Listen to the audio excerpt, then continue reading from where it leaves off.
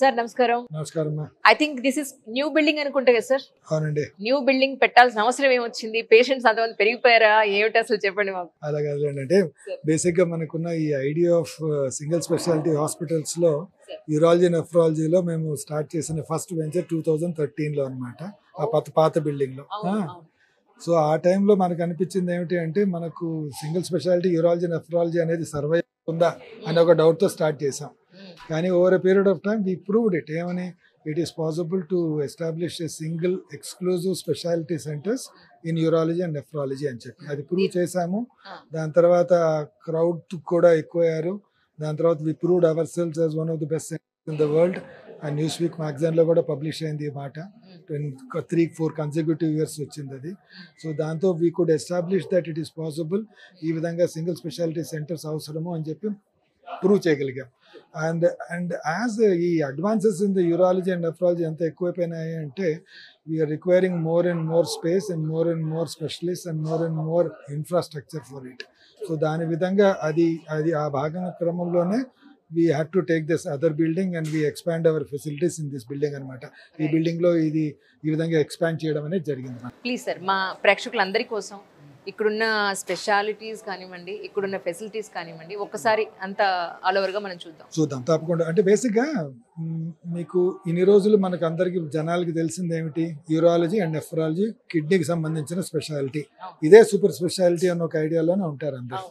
కానీ మనం గుర్తుపెట్టుకోవాల్సింది ఏమిటి అంటే ఈ యూరాలజీ అండ్ నెఫ్రాలజీ 20-30 ఏండ్ల ముందు ఒక స్పెషాలిటీ కింద ఐడెంటిఫై అయినా కానీ 30 ఏండ్ల పాస్ అయ్యేసరికి ఈ సింగిల్ స్పెషాలిటీనే మల్టిపుల్ సబ్ స్పెషాలిటీస్ కింద డివైడ్ అయిపోయింది.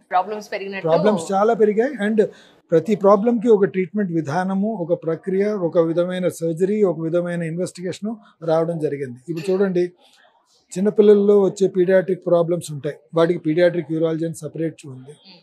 ఫిమేల్స్లో వచ్చే కొన్ని యూరోలాజికల్ ప్రాబ్లమ్స్ ఉంటాయి, దానికి ఫిమేల్ యూరాలజీ అని సపరేట్. కొన్ని రీకన్స్ట్రక్షన్స్, పుట్టుకతోనే వచ్చే ప్రాబ్లమ్స్ కానీ దాని తర్వాత పుట్టిన తర్వాత వచ్చిన ప్రాబ్లమ్స్ కొన్ని ఉంటాయి, వాటికి రీకన్స్ట్రక్షన్ ప్రొసీజర్స్ అవసరం పడతాయి. సో ఈ విధంగా ఫిమేల్ యూరాలజీ ఒక బ్రాంచ్ అయిపోయింది, సబ్ స్పెషాలిటీ అయిపోయింది. పీడియాట్రిక్ యూరాలజీ ఒక సబ్ స్పెషాలిటీ, రీకన్స్ట్రక్టివ్ యూరాలజీ ఒక సబ్ స్పెషాలిటీ అయిపోయింది. తర్వాత ఎండో యూరాలజీ కంప్లీట్గా స్టోన్ మేనేజ్మెంట్ అనేది ఒక సబ్ స్పెషాలిటీ అయిపోయింది. యూరో ఆంకాలజీ ఒక సబ్ స్పెషాలిటీ అయిపోయింది. క్యాన్సర్కి సంబంధించిన కిడ్నీకి ప్రాస్టేట్కి సంబంధించిన క్యాన్సర్స్లో అదొక సపరేట్ సబ్ స్పెషాలిటీ అయిపోయింది. సో ఈ సబ్ స్పెషాలిటీస్ అనేది ఎందుకంటే ఒకప్పుడు వచ్చే జబ్బులు ఒకటే డాక్టర్ అన్ని జబ్బులు చేస్తూ ఉన్నాడంటే అది ఎక్స్పర్టైజ్ రాదు. సపోజ్ ఒక కిడ్నీ క్యాన్సర్ అనేది ఒకటే డాక్టరు 5 ఏళ్లుగా అదే కేసెస్ చూస్తూ ఉన్నాడు అనుకోండి, will become a expert in that. So ఆ విధంగా ఈ యూరాలజీనే సబ్ స్పెషాలిటీ చేసి ఈ డెవలప్మెంట్ ఆఫ్ దిస్ బ్రాంచ్ అనేది చేస్తున్నాం. So we have departments of reconstructive urology, department of female urology, euro oncology అని సపరేట్ చేసి దానికి తగ్గట్టుగా దానికి స్పెసిఫిక్ డాక్టర్స్ని పెట్టి ఆ యూరాలజిస్టులు ఆ స్పెషాలిటీలో కాన్సన్ట్రేట్ చేసేటట్టు చూసి దాంట్లో బెస్ట్ అవుట్కమ్స్ పేషెంట్స్కి వచ్చే విధంగా చూడడానికి ట్రై చేస్తాం. Perfect sir. That's our future goal also and we want establish in this direction. ఇప్పుడు చూసారంటే ఇది బేసికలీ రీకన్స్ట్రక్టివ్ యూరాలజీ, ఆ పక్క ఫిమేల్ యూరాలజీ, అది యూరో ఆంకాలజీ, ఇట్లా డివైడ్ చేస్తాం. ఆ విధమైన కండిషన్స్ ఉన్న వాళ్ళకి డాక్టర్లు చూస్తే they are expose to so much of disease అనమాట. సో మచ్ ఆఫ్ ఎక్స్పీరియన్స్ వాళ్ళకు ఉంటుంది. Their outcomes will be much better than their ability to turn better outcome to the patient అనేది బెటర్ అయిపోతుంది. రైట్. ఈరోజు మీకు పాసిబుల్ అయితే robotic surgery అన్న చూపించే అవకాశం ఉంటుంది తప్పకుండా. ఈరోజు మీకు నేనంటే ఈ మధ్య మనం అనుకున్న వాళ్ళలో, మన ప్రజలకు తెలియాల్సిన వాళ్ళలో మనకు తెలుసుకోవాల్సింది ఏమిటి అంటే వాళ్ళకి మోస్ట్లీ కలపడాల్సింది ఏమిటి, వాట్ ఈస్ డయాలిసిస్. డయాలిసిస్ అంటే ఏంటి? కిడ్నీ ఫెయిల్యూర్ పేషెంట్స్ మనం ట్రీట్ చేస్తాము. ఆ డయాలిసిస్ అంటే ఏమిటైనా తెలుసుకోవాలి. రెండవది ఏంటంటే కొత్తగా వచ్చిన రోబోటిక్ సర్జరీ. ఈ రోబోటిక్ సర్జరీ ఏమిటి, ఎలా చేస్తారు, అసలు రోబోట్లు వచ్చి చేస్తాయా లేకపోతే ఇంకే విధంగా చేస్తారా అనేది తెలుసుకోవాల్సి వస్తుంది. అది తెలుసుకోవడానికి మనం రోబోటిక్ సర్జరీ ఓటీలో కూడా వెళ్దాం. దాంట్లో we can explain how the robotic surgery is done. So అంటే యూరినరీ ట్రాక్ట్ అంటే కిడ్నీకి సంబంధించిన జబ్బులు ఎక్కువయ్యాయా అంటే ఎక్కువ అయినట్టు కాదండి. కొత్త జబ్బులు వచ్చాయంటే అలా కూడా కాదు. సేమ్ జబ్బులు చాలా ఏండ్లగా మన దగ్గర ఉన్నాయి, కానీ మనకు ట్రీట్మెంట్ విధానాలు, ప్రక్రియలు అనేటివి మనకు ఎక్కువగా లేని దానివల్ల మనం చాలామందికి మనం ట్రీట్మెంట్ చేయలేకపోయాం. కానీ ఈ మధ్య కాలంలో especially with diagnosis happening much earlier it self, చాలా తొందరగా మనం పికప్ చేస్తున్న వల్ల చాలా మందికి ట్రీట్మెంట్ అనేది చాలా తొందరగా మనం ట్రీట్మెంట్ చేయగలుగుతున్నాము. దాంతో మనకు రిజల్ట్స్ కూడా బెటర్గా ఉన్నాయి. కాబట్టి we're requiring lot of infra. అంటే ముందు ఏముండే, నాకు తెలిసి 40 ఏళ్ల ముందు నేను యూరాలజీ చూసిన వాటిల్లో కొంతమందికి స్టోన్స్ ఉండే, కొన్ని రీకన్స్ట్రక్టివ్ ప్రొసీజర్స్ ఉన్నాయి, కొన్ని ప్రాస్టేట్ పేషెంట్స్ ఉన్నారు, అంతే. కిడ్నీ క్యాన్సర్ అంటే కిడ్నీ తీసేయడం, ప్రాస్టేట్ క్యాన్సర్కి ఏదో ఇంకో విధమైన ట్రీట్మెంట్ చేసడం, ఇది జరుగుతూ ఉండేది.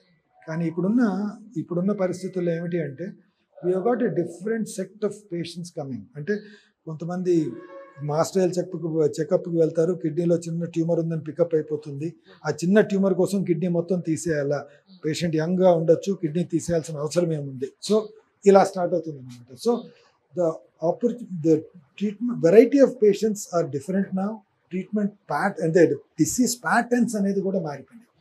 ఒకప్పుడు ఉన్న డిసీజ్ ప్యాటర్న్స్, 40 ఏళ్ల ముందున్న డిసీజ్ ప్యాటర్న్ ఇప్పుడున్న డిసీజ్ ప్యాటర్న్ కాదు. ఇంతకుముందు స్టోన్లు పెద్దగా వచ్చేటివి, ఇప్పుడు చిన్న స్టోన్ కూడా వచ్చేస్తుంది, పికప్ అయిపోతా ఉంది. బికాస్ అల్ట్రాసౌండ్, సిటీ స్కాన్ అన్ని చోట్ల అయిపోతా ఉంది.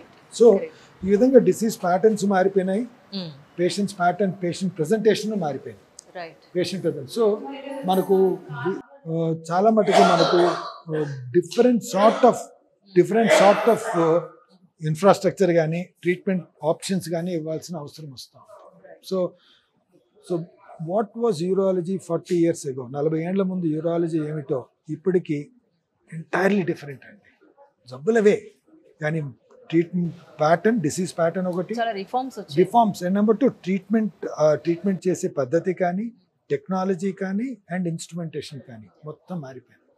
కానీ 40 ఏళ్ల ముందు డయాలసిస్ అంటే ఒక ప్రీ టెర్మినల్ ఈవెంట్ అనుకునేవాళ్ళు. ఇంకా డయాలసిస్ వచ్చాడంటే ఇంక 2 నెలలు 3 నెలల కన్నా ఎక్కువ ఉండడు, గత 6 నెలల కన్నా ఎక్కువ ఉండడు అనుకునేవాళ్ళు. కానీ ఇప్పుడు అలా కాదండి, 15 ఏళ్ళు 20 ఏళ్ళు డయాలసిస్ మీదే ఉంటున్నారు. సో వాట్ హ్యాపెండ్ ఏంటంటే ఇట్ ఈస్ జబ్బును ట్రీట్మెంట్ చేయడమే కాకుండా హై క్వాలిటీ ఆఫ్ లైఫ్ అనేది ఇవ్వడం జరుగుతుంది. ముందు క్వాంటిటీ ఆఫ్ లైఫ్ చూసేవాళ్ళం, ఎన్ని రోజులు బతికించగలుగుతామని చూసేవాళ్ళం. కానీ ఇప్పుడు అదొక్కటే కాకుండా హై క్వాలిటీ ఆఫ్ లైఫ్, అంటే ఆ బతికినన్ని రోజులు క్వాలిటీ బాగా ఉండేటట్టు చూస్తున్నాం. సో ఇప్పుడు ఇక్కడున్నారు, ఇది ఒక one of the world's biggest dialysis unit. 36 పేషెంట్స్కి ఒక్కసారిగా డయాలిసిస్ చేయొచ్చు అక్కడ. సో ఈ డయాలిసిస్ యూనిట్లో ఒక్క బెడ్ ఖాళీ లేదు సార్.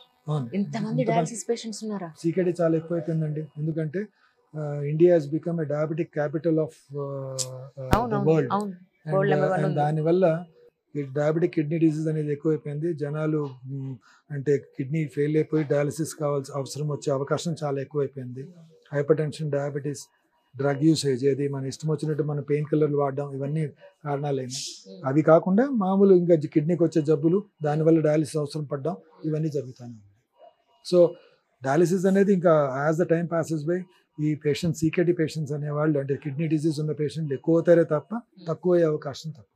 సో అయితే ఇప్పుడు మనం డయాలిసిస్ ప్రాసెస్ అనేది ఒకసారి చూద్దాం తప్పకుండా. సో డయాలిసిస్ అనేది ఒక ఎండ్ స్టేజ్ రీనల్ డిసీజ్. అంటే ఉన్న కిడ్నీల ఫంక్షన్ ఇంకా సరిపోదు, ఇది ఇలా ఉంటే పేషెంట్ బతకడం కష్టం అనుకున్న వాళ్ళలో మనం ఈ డయాలిసిస్ అనేది స్టార్ట్ చేస్తాం. సో క్వాలిటీ ఆఫ్ డయాలిసిస్ అనేది కూడా చాలా ఇంపార్టెంట్. డయాలిసిస్ అనేది ఒక ప్రక్రియ, దాంతో మనం రక్తం శుద్ధి చేస్తాం అనేది విషయమే కాకుండా మంచి క్వాలిటీ డయాలిసిస్ క్రియేట్ చేసిన పక్షంలో వాళ్ళ దేర్ ఫీలింగ్ ఆఫ్ గుడ్ అనేది బెటర్గా ఉంటుంది అన్నమాట. ఇట్స్ లైక్ ఎంత మంచి క్వాలిటీ ఆఫ్ డయాలిసిస్ చేయగలిగితే అంత బెటర్గా ఫీల్ అవడం అనేది జరుగుతూ ఉంటుంది వాళ్ళు. సో ఈవెన్ ఆ నాణ్యత అనేది మెయింటైన్ చేయడం అనేది చాలా చాలా ఇంపార్టెంట్. మనం చాలామంది అనుకుంటూ ఉంటాం బేసిక్గా ఏదో ఒకటి డయాలిసిస్ చేస్తే సరిపోతుంది అని చెప్పి, అది అలా కాదు. నాణ్యత మెయింటైన్ చేస్తే వాళ్ళు బెటర్గా ఉంటుంది. బేసిక్గా ఏమనుకుంటాము, డయాలిసిస్ అంటే ఏమిటి, రక్తం తీసి శుద్ధి చేసి మళ్ళీ లోపల పెడతారు అని చెప్పేసి అనుకోవడమే. సో ది సేమ్ ప్రక్రియ, అదే ప్రక్రియ మనం చేయడం అనేది జరుగుతుంది. ఇప్పుడు ఏంటి, మనం ఒక పేషెంట్కి ఒక దగ్గర నుంచి బ్లడ్ తీయడం, అది మెషిన్లో వెళ్ళడం, ఒక ఆస్మాసిస్ వల్ల ఉన్న చెడు పదార్థాలు అనేవి షిఫ్ట్ అయిపోవడం ఆస్మాటిక్ మెంబ్రేన్ నుంచి, దాని తర్వాత మళ్ళీ శుద్ధి చేసిన రక్తాన్ని మళ్ళీ బాడీలోకి ఎక్కించడం. సో ఆ ప్రక్రియ చూడాలి అనుకుంటే ఈ విధంగా ఇప్పుడు ఒక పేషెంట్కి డయాలిసిస్ చేస్తున్నాం, అక్కడ ఒకటి ఫిస్టులా అనే ఒకటి ఆల్రెడీ తయారు చేసాం. అంటే ఈ రక్త నాళాలు ఏవైతే ఉంటాయో మనకు పైన ఈ వెయిన్స్ అనేటివి మామూలుగా పంక్చర్ చేసామంటే అది క్లోజ్ అయిపోతాయి. కాబట్టి దాన్ని ఆర్టిరియలైజేషన్ చేస్తాం, ఫిస్టులా అనేది క్రియేట్ చేస్తాం. ఇక్కడ ఆ ఫిస్టులా చేసిన దానివల్ల ఆ రక్తనాళాలు మూసుకోపోకుండా దీంట్లో ఎక్కువగా బ్లడ్ ఫ్లో అయ్యేటట్టు చూస్తామన్నమాట. ఓకే సో ఇప్పుడు జరిగేది అదే. So the person is being starting from dialysis, అక్కడ ఫిస్టులా ఉంది. సో ఆ రక్తనాళాలను పంక్చర్ చేసి ఆ బ్లడ్ అనేది మనం అక్కడ నుంచి తీయడం జరుగుతుంది. మళ్ళీ దాన్ని బ్లడ్ శుద్ధి అయిన తర్వాత మళ్ళీ ఇవ్వడం అనేది జరుగుతుంది. So that is the cannulation of the artery అంటాము. ఒక క్యాన్యులా పెట్టాం దాంట్లో. సో ఆ బ్లడ్ అనేది మనకు ఆ ట్యూబ్ లో నుంచి డయాలిసిస్ మెషిన్ లోకి వెళ్ళడం అనేది జరుగుతుంది. So we're connecting to the dialysis machine. Okay, ఇప్పుడు ఆ డయాలిసిస్ మెషిన్ లోకి వెళ్తుంది. సో డయాలిసిస్ లో మెషిన్ లోకి వెళ్ళినది మళ్ళా వెనక్కి రావడానికి ఇంకో క్యాన్యులా పెడతాము. సో ఆ పైన ఉన్న క్యాన్యులా ద్వారా అది వెనక్కి వెళ్ళడం అనేది జరుగుతుంది. So that's what is. So ఒక దాంట్లో నుంచి రావడం, ఒక దాంట్లో నుంచి వెళ్ళడం జరుగుతుంది.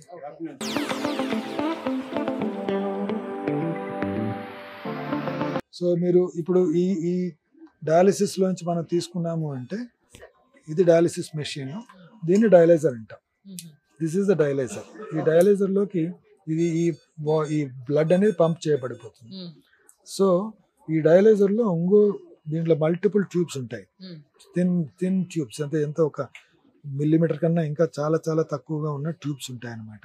ఆ ట్యూబ్స్ లో నుంచి ఒక ఫ్లూయిడ్ వెళ్తుంది, ట్యూబ్స్ బయట నుండి ఒక ఫ్లూయిడ్ ఉంటుంది, ట్యూబ్స్ లో నుంచి ఒక బ్లడ్ వెళ్తుంది. సో ఈ తీసిన బ్లడ్ ఆ ట్యూబ్స్ ద్వారా కిందకు వస్తుంది. సో దానికి ఆ ట్యూబ్స్ దేంతో చేస్తుంది? Osmotic membrane. మీరు మన చిన్న ఆస్మోసిస్ అనే ఒక ప్రక్రియ, అంటే ఒక థిన్ మెంబ్రెయిన్ కి ఆపోజిట్ గా 2 కంపార్ట్మెంట్స్ ఉంటాయి. ఈ ఆస్మాటిక్ మెంబ్రెయిన్ చిన్న హోల్స్ లో నుంచి ఈ చెడు పదార్థం అనేది ఆ నార్మల్ గా లేని చోట వెళ్తుంది అనమాట. సో బ్లడ్ లో ఉన్న చెడు పదార్థాలన్నీ లేని ఆ ఫ్లూయిడ్ లోకి షిఫ్ట్ అయిపోతూ ఉంటాయి. ఒక్కోసారి మనకు కావాల్సినవి బాడీలో ఇవ్వడానికి కూడా ఈ కంపార్ట్మెంట్ లో ఆ పదార్థాన్ని పెడితే ఆ కంపార్ట్మెంట్ లోంచి బ్లడ్ లోకి షిఫ్ట్ అవ్వడం జరుగుతుంది. It's a osmosis. ఇక్కడ ఎక్కువ ఉంది అనుకోండి, ఇది దీంట్లోకి వచ్చేస్తుంది. ఇక్కడ ఎక్కువ ఉంది అనుకోండి, అది ఈ దీంట్లోకి వచ్చేస్తుంది. సో ఆ పోర్స్ ఎలా ఉంటాయంటే చాలా చిన్న pores.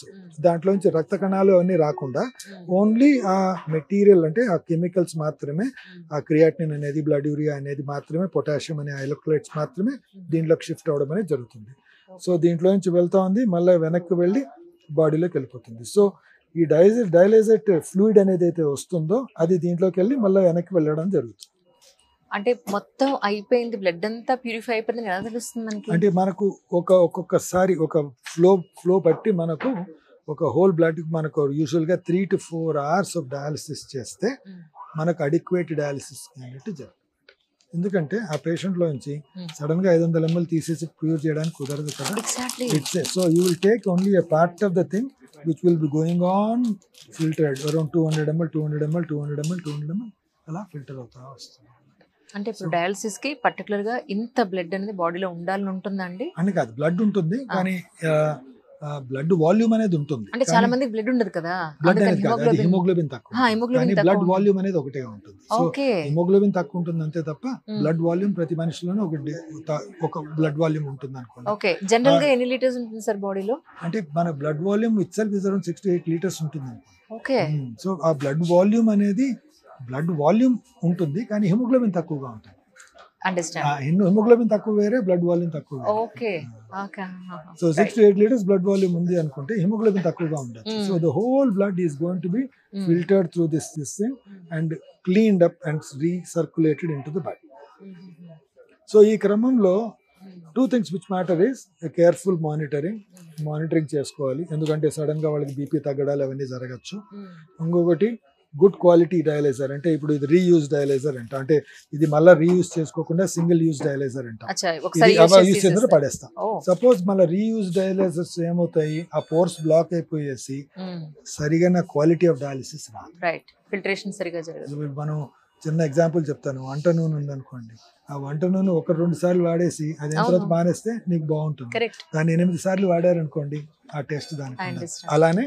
So this is a single use dialyser. So ఇది అవ్వగానే దీన్ని తీసేస్తాం అనమాట. So that will be maintaining the better quality of dialysis. So ఈ క్వాలిటీ నాణ్యత అనేది డయాలిసిస్ లో కావాలి అనుకుంటే good machine, good dialyser fluid and good dialyser. So and frequency of dialysis, మరి వారానికి 2 సార్లు ఒకసారి చేసుకోకుండా వారానికి 3 సార్లు అలా చేసుకుంటా హిమోగ్లోబిన్ పెంచడానికి ఆయనకి ఇంజెక్షన్స్ ఏదైతే వాడుకోవాలో అది వాడుకుంటా ఉంటే the quality of life will be much better. Dialysis చేసేటప్పుడు ఎవరో ఒకరు కొంతమంది ఏదో కొంత తింటూ ఉన్నారండి. తింటా ఉంటారు. తింటారా? ఎందుకంటే బేసిక్ ఏమిటవుతుందంటే ఆ, either they are sometimes it's a time for them to eat, అదొకటి కావచ్చు. ఇంకొకటి ఏంటి అంటే కొంతమంది వీళ్ళకి ఎవరైతే డయాలిసిస్ లో ఉంటారో కిడ్నీ ఫెయిల్యూర్ పేషెంట్స్ కి we will ask them to avoid fruits. అవునా? ఫ్రూట్స్ తీసుకోకూడదు, ఎందుకంటే చాలా పొటాషియం ఉంటుంది. Potassium cannot be excreted by A damaged kidney. So ఆ పొటాషియం ఎక్కువైన దానివల్ల ప్రాబ్లమ్స్ వచ్చే అవకాశం ఉంటుంది, హార్ట్ మీద ప్రాబ్లమ్స్ వస్తాయన్నమాట. అందుకని ఆ పొటాషియం తీసుకోవద్దంటాం, ఫ్రూట్స్ తినొద్దంటాం. సో వాళ్ళకి ఏమంటాం, మీకు ఫ్రూట్స్ ఇష్టమా, వచ్చినప్పుడు డయాలసిస్ అయ్యేటప్పుడు తీసుకొని తినండి అప్పుడే హ్యాపీగా. ఎందుకంటే అది మీరు అబ్జర్వ్ అయినా కానీ దీంట్లో నుంచి ఇప్పుడు తీసేస్తాం కాబట్టి you can have that what ever you like to have. So what ever which is not a టైంలో అయితే వద్దంటామో వాళ్ళకి రొటీన్ టైమ్స్లో అవి వాళ్ళని ఇప్పుడే తీసుకోమని చెప్తాం. సో ఇంకొకసారి కొంతమందికి షుగర్ తగ్గుతుంది డయాలిసిస్ లో ఉన్నప్పుడు. So we last encourage them to eat at that time. So దానివల్ల చాలా మంది they prefer to eat there, వాళ్ళకి ఇష్టమైన పదార్థాలు తినాలనో ఏదైతే వద్దంటామో మామూలుగా, లేకపోతే షుగర్ కోసం అంటే ఆకలి కోసం భోజనం చేయడం అది జరుగుతూ ఉంటుంది. So we make it a policy that encourage them to eat at that time. Right. అంటే తిన్నాక డయాలసిస్ కి వస్తారండి, లేకపోతే ఎంప్టీ ఎట్లైనా స్టమక్ మీద తీసుకోవచ్చు, రావాలా? అట్లేం లేదండి. Dialysis they can come at any time. They can come. Majority of the patients on a good quality dialysis they walk and they walk back. Oh, it's amazing. So let us not, dialysis is not a sickness అండి. Dialysis is a process. Dialysis ని మనం sickness గా తీసుకోకూడదు. అది మన aim ఎలా ఉండాలి అంటే you should be as a normal human being. So the quality of dialysis ఎంత బాగుండాలి అంటే తను నార్మల్ హ్యూమన్ లాగా ఫీల్ అవ్వాలి. And he should be able to do it as a normal human being. అప్పుడే దానికి వర్త్ అనేది ఉంటుంది అన్నమాట. అది లేకపోతే అది మనం డయాలసిస్ చేసినట్టు కాదు. సో క్వాలిటీ ఆఫ్ డయాలసిస్ అనేది చాలా చాలా ఇంపార్టెంట్. కానీ డయాలసిస్ లో ఉన్న పేషెంట్స్ కి డూస్ అండ్ డోంట్స్ అనే ఇంపార్టెంట్ పాయింట్స్ అంటే ఏం అంటే చెప్తారు? బేసిక్ గా డయాలసిస్ ఉన్న వాళ్ళకి అట్లా ఏమి ఉండదండి. బేసిక్ గా అంటే ఓన్లీ ఫుడ్ రిస్ట్రిక్షన్స్ మాత్రమే. కిడ్నీ పని చేయని వాళ్ళకి డూస్ అండ్ డోంట్స్ అనేది ఉంటాయి. కిడ్నీ పని చేయని వాళ్ళలో as I told you, number 1 kidney suppose kidney ఒక మోస్తరుగా డ్యామేజ్ అయింది అనుకోండి, 2 కిడ్నీలు మోస్తరుగా డ్యామేజ్ అయినాయి, అటువంటి వాళ్ళలో ప్రోటీన్ రెస్ట్రిక్షన్ చేయమంటాం. కొంచెం ప్రోటీన్ తగ్గించుకోమని చెప్తాం. అంటే నాన్ వెజిటేరియన్ తినకుండా వెజిటేరియన్ అయిపోమని చెప్తాం. Number 2 as I told you, potassium restriction, అంటే ఫ్రూట్స్ అనేది మానే మంచిది, హై పొటాషియం డైట్ అనేది మంచిది కాదు అంటాం. సో అది తగ్గించుకోవాల్సిన అవసరం ఉంటుంది. Number 3, if they are diabetic or hypertensive, good control of his diabetes and hypertension అనేది చాలా ఇంపార్టెంట్. ఎందుకంటే further damage of the kidney జరగడం అనేది మోస్ట్లీ హైపర్టెన్షన్ వల్లనే అవుతుంది. బీపీ పెరిగిన దానివల్ల further damage of the kidney అవుతుంది. సో అలా అవ్వకుండా ఉండడానికి బీపీ కంట్రోల్లో ఉంచుకోమని చెప్తాము. ఇవి చాలా చాలా ఇంపార్టెంట్. సార్, ఇంత చూసాక నాకు ఒక క్వశ్చన్ ఉంది మనసులో. చెప్పండి. నిజంగా కిడ్నీ అసలు ఏ స్టేజ్ లో ఉందో తెలుసుకోవడానికి ఒక టెస్ట్ ఏదైనా ఉంటే చెప్పండి, సింగిల్ టెస్ట్. 2 సింపుల్ టెస్ట్ అమ్మా. ఇప్పుడు మేము ఒక మా ట్రస్ట్ ఒకటి ఉంది, మా హాస్పిటల్ దాని గురించి ఒక ఎంఆర్పి ఫౌండేషన్ ఒక ట్రస్ట్ ఉంది. So we started a program probably now 6 months or 8 months ago. మీరు ఎన్నో టెస్ట్లు చేయించుకోవాల్సిన అవసరం లేదండి. మన కిడ్నీ హెల్త్ చెక్ చేసుకోవాలంటే 3 టెస్ట్ చాలు. మీ బీపీ చెక్ చేయండి, మీ సీరం క్రియాటిన్ అనే వాల్యూ చెక్ చేసుకోండి, మీ యూరిన్ ఎగ్జామినేషన్ చెక్ చేయండి. 3 విషయాలు. యూరిన్ లో ఏది ఉండకూడదు? ప్రోటీన్. యూరిన్ లో ప్రోటీన్ ఉండకూడదా? That's exactly. బీపీ ఇలా చేసిన దానివల్ల మేము ఇప్పుడు జనరల్ అంటే పబ్లిక్ లో చేస్తున్నాము. So our people will go, ఈ టెస్ట్లు చేస్తారు, 2-3 టెస్ట్లు చేస్తారు. టెస్ట్లు చేస్తే మేము పికప్ చేయగలిగింది ఏమవుతుంది, 15% వాళ్ళకి బీపీ ఉందండి. వాళ్ళకి తెలియకుండానే చాలా మందికి బీపీ ఉంది. 3% of the people have got proteinuria. అంటే ఏంటి, 100లో 3 వాళ్ళకి ఏం అందరు బాగున్నాము అనుకుంటున్నాం, కానీ 100లో 3 ఈ ప్రోటీన్ లాస్ తో వాళ్ళకి తెలీదు. అంటే ప్రోటీన్ లాస్ అవుతుందని మనకు తెలుస్తాం. అంటే ఏమిటి, they are potential candidates possibly for kidney disease tomorrow. అంటే యూరినరీ ఇన్ఫెక్షన్ లో కూడా ప్రోటీన్ పోతుంది అంటే ఆ టైంలో కాకుండా ప్రోటీన్ పోవడానికి ఎన్నో కారణాలు ఉంటాయి. స్టోన్ ఉన్నా రావచ్చు అన్నా. సపోజ్ నార్మల్ కిడ్నీస్ ఏమీ లేకుండా ఉన్న వాళ్ళలో ప్రోటీన్ లాస్ అవుతా ఉంది అంటే మనం ఏమనుకోవాలి, there is a problem in the kidneys అనుకోవాల్సిన అవసరం ఉంటుంది. సో ఒక పేషెంట్ చేసాం టెస్ట్, బీపీ పెరిగింది, అది ప్రోటీన్ లాస్ ఉంది, this is a candidate, he is in problems. ఎంత బీపీ పెరిగితే మీరు కంటిన్యూ చేయండి. మీరు ఇంకోటి ఉంది, Hmm. బీపీ బాగానే ఉంది, క్రియాటిన్ ప్రోటీన్ కొంచెం ఉంది, క్రియాటిన్ పెరిగింది అంటే ఏమైనా అర్థం ప్రాబ్లం కూడా ఉన్నట్టే కదా. సో ఈ 3 టెస్టులు చాలండి కిడ్నీ ఎలా ఉంది అని తెలుసుకునేది. రైట్ కిడ్నీ పని చేయడం శక్తి ఎలా ఉంది అని తెలుసుకునేదానికి ఈ 3 టెస్టులు చాలు. రైట్. సో ఈ ప్రోగ్రామ్ నడుస్తుంది, ఇంకా మేము వీఆర్ కంటిన్యూయింగ్ ఇట్ మా ఫౌండేషన్ తరపు నుంచి. సార్ సో మాకు ఇక్కడ అంటే పేషెంట్స్ కోసం కాదు, బేసిక్గా అవేర్నెస్ పెంచడానికి, just become aware of what is happening and ఈ విధంగా కిడ్నీ హెల్త్ ఎలా తెలుసుకోవచ్చు అని అవేర్నెస్ క్రియేట్ చేయడానికి ఇచ్చేస్తున్నాం. సపోజ్ టెస్ట్ లో మీరు ఇనిషియల్ స్టేజ్ లో ఉన్నప్పుడే గుర్తించారు, సో కిడ్నీని కాపాడుకోవడానికి అవకాశం ఉంటుందా? తప్పకుండా బీపీ కంట్రోల్లో ఉంచుకోవడం, ఆ ప్రోటీన్ లాస్ ని తగ్గించడానికి మందులు తీసుకోవడం, జాగ్రత్తగా దాన్ని ఫాలో అప్ చేయడం, వాటి వల్ల మనకు ఫర్దర్ కిడ్నీ లాస్ అనేది ఫాస్ట్ గా జరగకుండా స్లో డౌన్ చేయడానికి ఆ ప్రక్రియతో. So you will detect it early so that you can slow the process of damage. Damage అనేది అల్టిమేట్ గా జరగచ్చు, కాకపోవచ్చు, కానీ డ్యామేజ్ ప్రాసెస్ ని మనం తగ్గించుకునే అవకాశం ఉంటుంది. కానీ నీళ్ళు ఎక్కువ తాగితే కిడ్నీలు సేఫ్ అంటారు, ఇది అది తప్పండి. సీరియస్లీ కాదు, ఇంటర్ప్రిటేషన్ తప్పమ్మా. వేదాల్లో రాసింది ఏంటి?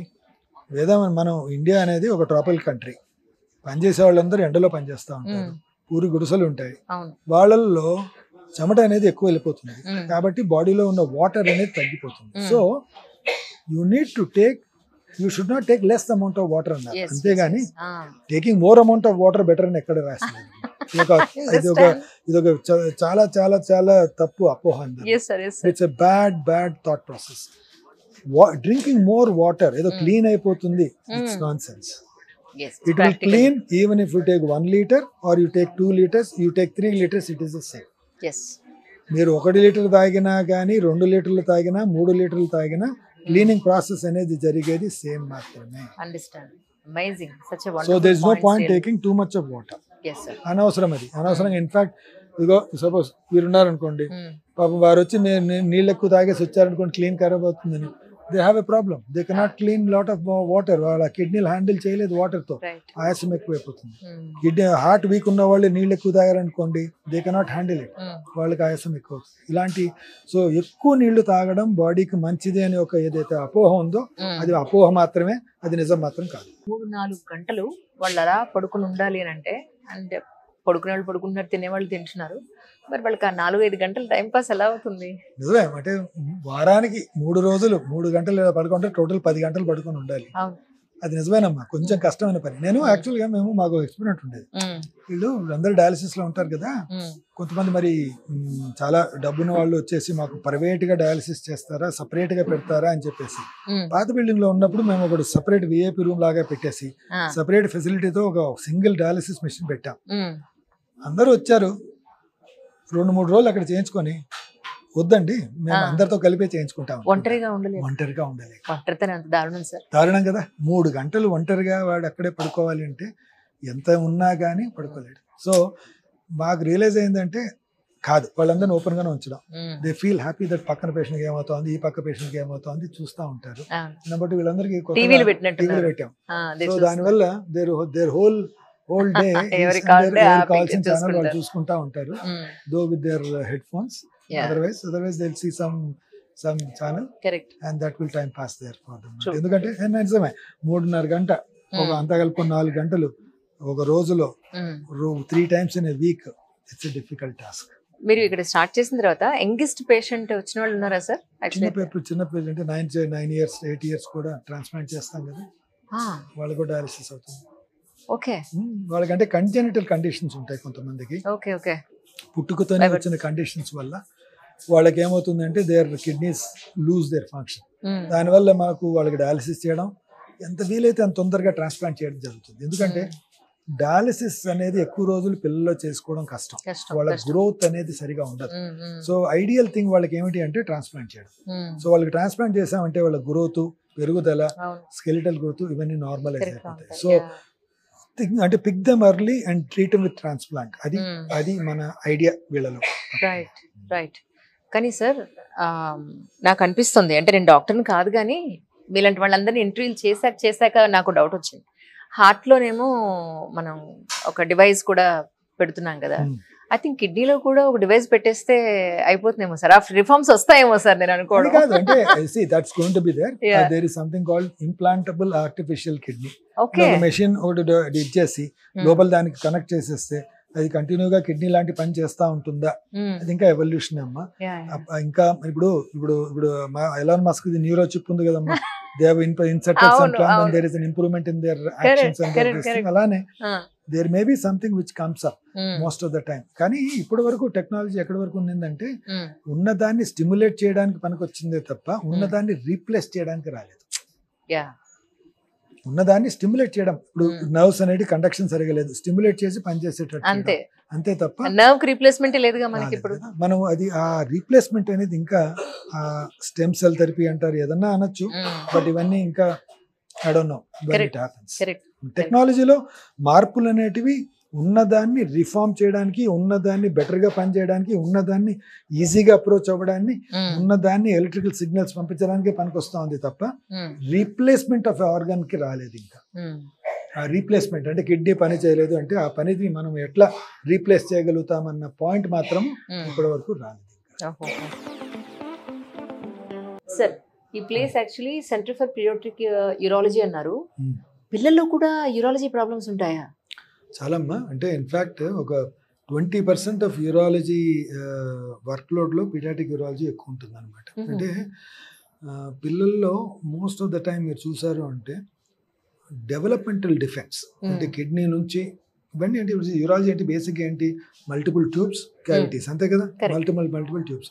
సో కిడ్నీ నుంచి ట్యూబులు వస్తాయి, దాంట్లో డెవలప్మెంటల్ డిఫెక్ట్స్ రావచ్చు, బ్లాడర్లో డెవలప్మెంటల్ డిఫెక్ట్స్ రావచ్చు, మూత్రనాళంలో డెవలప్మెంటల్ డిఫెక్ట్స్ రావచ్చు, మగవాళ్ళలో పెనిస్లో రీకర్స్, ఇది మన దాని అనాటమీలో కూడా కొన్ని డిఫెక్ట్స్ రావడం జరుగుతుంది అనమాట. మూత్రం వచ్చే నాళం హైపోస్పేడియాస్ అంటారు, ఎపిస్పేడియాస్ అంటారు. ఇవన్నీ పీడియాట్రిక్ యూరాలజీకి సంబంధించిన స్పెషాలిటీ అనమాట. సో ఇన్ఫ్యాక్ట్ మీరు యూఎస్లో చూస్తే పీడియాట్రిక్ యూరాలజీ ఒక సపరేట్ ఫెలోషిప్ ఉంటుంది. It's separate fellowship for paediatric urology. So this is very very important niche branch అనమాట, వేర్ పీపుల్ అంటే ఈ పీడియాట్రిక్ యూరాలజీ వాళ్ళు మోస్ట్లీ వాళ్ళ కాన్సన్ట్రేషన్ అంతా ఆ పీడియాట్రిక్ ఏజ్ గ్రూప్ ఆ జబ్బుల్లోనే ఉంటుంది. కాబట్టి they will be able to give better outcomes and results of the patient. So దానివల్ల పీడియాట్రిక్ ఎలా అన్ని నేను ఇందాకన్నా చూసారా సబ్ స్పెషలైజేషన్స్ అని అన్నిట్లోనూ అంతే. ఇప్పుడు యూరో ఆంకాలజీ అనే ప్రొసీజర్ అనుకోండి, కిడ్నీ క్యాన్సర్ ట్రీట్మెంట్ చేయడం అనుకోండి, ఇవన్నీ రెగ్యులర్గా వాళ్ళే చేస్తా పోయారనుకోండి, కొన్ని రోజులు అయ్యేసరికి వాళ్ళు ఎక్స్పర్ట్ అయిపోతారు. అంతకన్నా బెటర్ రిజల్ట్స్ అవుట్కమ్స్ మిగతా వాళ్ళు ఇవ్వలేకపోవచ్చు. I think it is not only in urology, in every speciality. ఇప్పుడు చూడండి మీరు ఐ 30 ఏళ్ళ 40 ఏళ్ళ ముందు ఐ అంటే అందరూ ఆఫ్థల్మాలజిస్ట్లో ఉన్నారు. ఇప్పుడు కార్నియాకు ఒకరు ఉన్నారు, లెన్స్ కి ఒకరు ఉన్నారు, పోస్టీరియర్ చేంబర్, యాంటీరియర్ చేంబర్, అన్నిటికీ ఒక్కొక్క స్పెషాలిటీ అయిపోయారు. సో ఆ విధంగా ఈ డివిజన్ అనేది ప్రతి స్పెషాలిటీలోనూ జరుగుతుంది.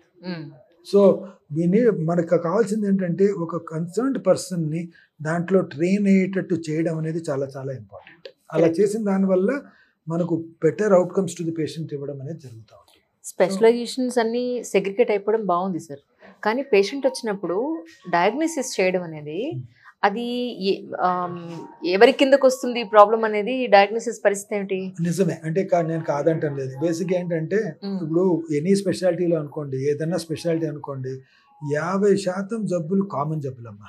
So these things are going to be managed at every level. Taluka headquarters లో కానీ, జిల్లా హెడ్ క్వార్టర్స్ లో కానీ అది మేనేజ్ అయిపోతూ ఉంటాయి. కానీ మిగతా 50% అనేటివి మాత్రము we require niche people to manage it. అర్థమైందా? So niche people to manage it. So వాళ్ళకి ఇవి వర్తిస్తాయి. సో రెగ్యులర్గా కిడ్నీలో స్టోన్స్ ఉన్నాయి, యూరిన్ ఆగిపోయింది, ప్రాస్టేట్ పెరిగింది, ఈ 2 జబ్బులు మోస్ట్ కామన్. మా యూరాలజీ ప్రాక్టీస్లో 60% ఇవే ఉంటాయి. సో ఈ 60% they can be managed at some place. ఇక్కడ కరీంనగర్లో మేనేజ్ చేయొచ్చు, నారాయణపేటలో మేనేజ్ చేయొచ్చు, కావాలంటే హైదరాబాద్ కూడా మేనేజ్ చేయొచ్చు. కానీ ఇప్పుడు ఒక చైల్డ్ ఉన్నాడు, చిన్న పిల్లోడు ఉన్నాడు, వాడికి పెనిస్ అంగం యురత్రా అంటాం, హైపోస్పేడియాస్ అనే జబ్బు ఉంది. అది మేనేజ్ చేయాలి అంటే దాని రిజల్ట్ రావాలి కదా. మనం ఒకసారి చేసి సరిగా రాలేదండి అంటే 10 సార్లు చేసుకోవడానికి కుదరదు కదా. దాన్ని చేస్తే ఫస్ట్ టైంలో బెస్ట్ టైం అదే టైంలో చేసేయాలి, లేకపోతే దాన్ని చేయడం కష్టం అవుతుంది. సో వాళ్ళకి ఏం చేస్తాము, that should be given done by the most expert in that field. So ఆ ఎక్స్పర్టైజ్ ఎలా వస్తుంది, ఒక యూరాలజిస్టే ఆ సర్జరీలు చేస్తా పోయాడు అనుకోండి, heal become an expert. Correct. So ఆ ఎక్స్పర్టైజ్ తెప్పించుకునే దానికి ఆ యూరాలజిస్ట్ని పీడియాట్రిక్ యూరాలజీలో ట్రైన్ చేసుకోవడం అనేది జరుగుతుంది. సో అవి అవసరం. సో కొన్ని కొంతమందికి అది అవసరం పడుతుంది. సో బైపాస్ అంటారు, చాలా మంది బైపాస్ చేస్తారు. కొంతమంది స్పెషల్ కేసెస్ ఉన్నాయనుకోండి, కొంతమంది చేయగలుగుతారు. సో ఆ ఎక్స్పర్టైజ్ పెంచడం అనేది చాలా చాలా అవసరం. అది యూరాలజీనే కాదు, అన్ని స్పెషాలిటీస్లోనూ జరిగే అవకాశం. Centre for men's health and andrology. Men's health కి I think for the first time చూస్తున్నట్టున్నాను సార్ నేను. అంటే విమెన్ హెల్త్, చైల్డ్ హెల్త్ విన్నాను. అవి పబ్లిసైజ్ చేయడం ఈజీ అమ్మా. చూడండి చాలా అద్భుతంగా పెట్టారు బోర్డు అక్కడ. మెన్స్ హెల్త్ అనేది పబ్లిసైజ్ చేయడం చాలా చాలా కష్టం అనమాట. ఎందుకంటే వాళ్ళు అసలు ఒప్పుకోరు కదా. వాళ్ళు ఒప్పుకోరు కదా అసలు. అంటే nobody believes that is wrong అలా అనమాట. బట్ ఆఫ్ లేట్ అంటే మన జనరల్ పబ్లిక్లో awareness about their men's health, అంటే దేర్ మెన్స్ హెల్త్లో అవేర్నెస్, దేర్ ఈ ఇన్ఫర్టిలిటీ ప్రాబ్లమ్స్ అనేది ఎక్కువైపోయి ఎరెక్టైల్ ఫంక్షన్స్ ప్రాబ్లమ్స్ ఎక్కువైన కారణంలో it has become a very common speciality or very required speciality. This comes under urology అనమాట. సో ఇంతకుముందు అందరూ యూరాలజిస్ట్ ట్రీట్ చేసేవారు. మళ్ళీ అదే నేను ఇందాక చెప్పిన ప్రిన్సిపల్ ప్రకారం ఒకరు ఒకటే చేస్తా పోయారు అంటే దాంట్లో వాళ్ళకి రిజల్ట్స్ ఎక్కువ వచ్చి బెటర్ వచ్చే అవకాశం ఉంటుంది. సో ఆ క్రమంగా we started this department of men's health and andrology. So there is somebody who is looking into this department exclusively, who look into this అనమాట. వాళ్ళు అవే చేస్తారు. ఈ ఆండ్రాలజీ అంటే ఎస్పెషలీ మెన్స్ హెల్త్ అంటే మనం mostly concentrating on andrology. అంటే బేసిక్గా వాళ్ళ ఎరెక్టైల్ ఫంక్షన్స్ కానీ, అంగస్తంభన లోపాలు కానీ, లేక వాళ్ళ ఇన్ఫర్టిలిటీ కానీ, అంటే పిల్లలు పుట్టకపోవడం, సెమినాలిసిస్లో లోపాలు కానీ, పినైల్ కర్వేచర్స్, కొంతమంది పెనిస్ కర్వేచర్స్లో ఉండడం కానీ, పినైల్ డిఫార్మిటీస్ ఉండడం కానీ, అటువంటి వాళ్ళని ఈ మెన్స్ హెల్త్ కింద రావడం జరుగుతుంది. కొద్ది గొప్ప ఈ మధ్య ఈ ప్రాస్టేటిక్ హెల్త్ కూడా దీంట్లోనే ఇంక్లూడ్ చేయడం జరుగుతుంది. అవును కదా, ఒక ఏజ్ తర్వాత ప్రాస్టేట్ అనే ప్రాబ్లం వస్తుంది కదా.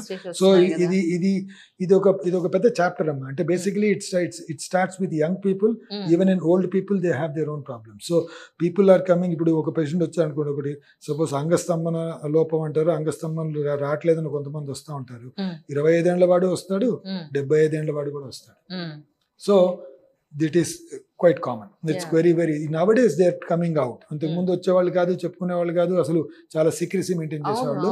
కానీ ఈ మధ్య కాలంలో ద క్వాలిటీ ఆఫ్ లైఫ్ కోసం వాళ్ళు రావడం, ఎక్స్ప్రెస్ చేయడం అండ్ ట్రీట్మెంట్ తీసుకోవడం అనేది జరుగుతూ ఉంది. సో వాళ్ళు they need little privacy. So దీన్ని సపరేట్గా ఒక వింగ్ లాగా క్రియేట్ చేసి రావడం జరిగింది. దానికి ట్రీట్మెంట్ రూమ్స్, కౌన్సిలింగ్ రూమ్స్. ఎందుకంటే మోస్ట్ ఆఫ్ ద టైం దీంట్లో కౌన్సిలింగ్ అనేది చాలా చాలా ఇంపార్టెంట్. అండ్ కౌన్సిలింగ్ అనేది ఒక హస్బెండ్కే కాదు, వైఫ్తో పాటు ఇద్దరు కలిసి చేయడం అనేది చాలా ఇంపార్టెంట్. సో కౌన్సిలింగ్ రూమ్స్ అనేది అవసరం పడతా ఉంటుంది. సో దానికోసం ఈ మెన్స్ హెల్త్ అనే డిపార్ట్మెంట్ అనేది స్టార్ట్ చేయడం జరిగింది అనమాట. కానీ యాక్చువల్లీ ఆండ్రాలజీ మీద మనం సెపరేట్ ఎపిసోడ్ చేయాల్సిన అవసరం ఉంది సార్. తప్పకుండా.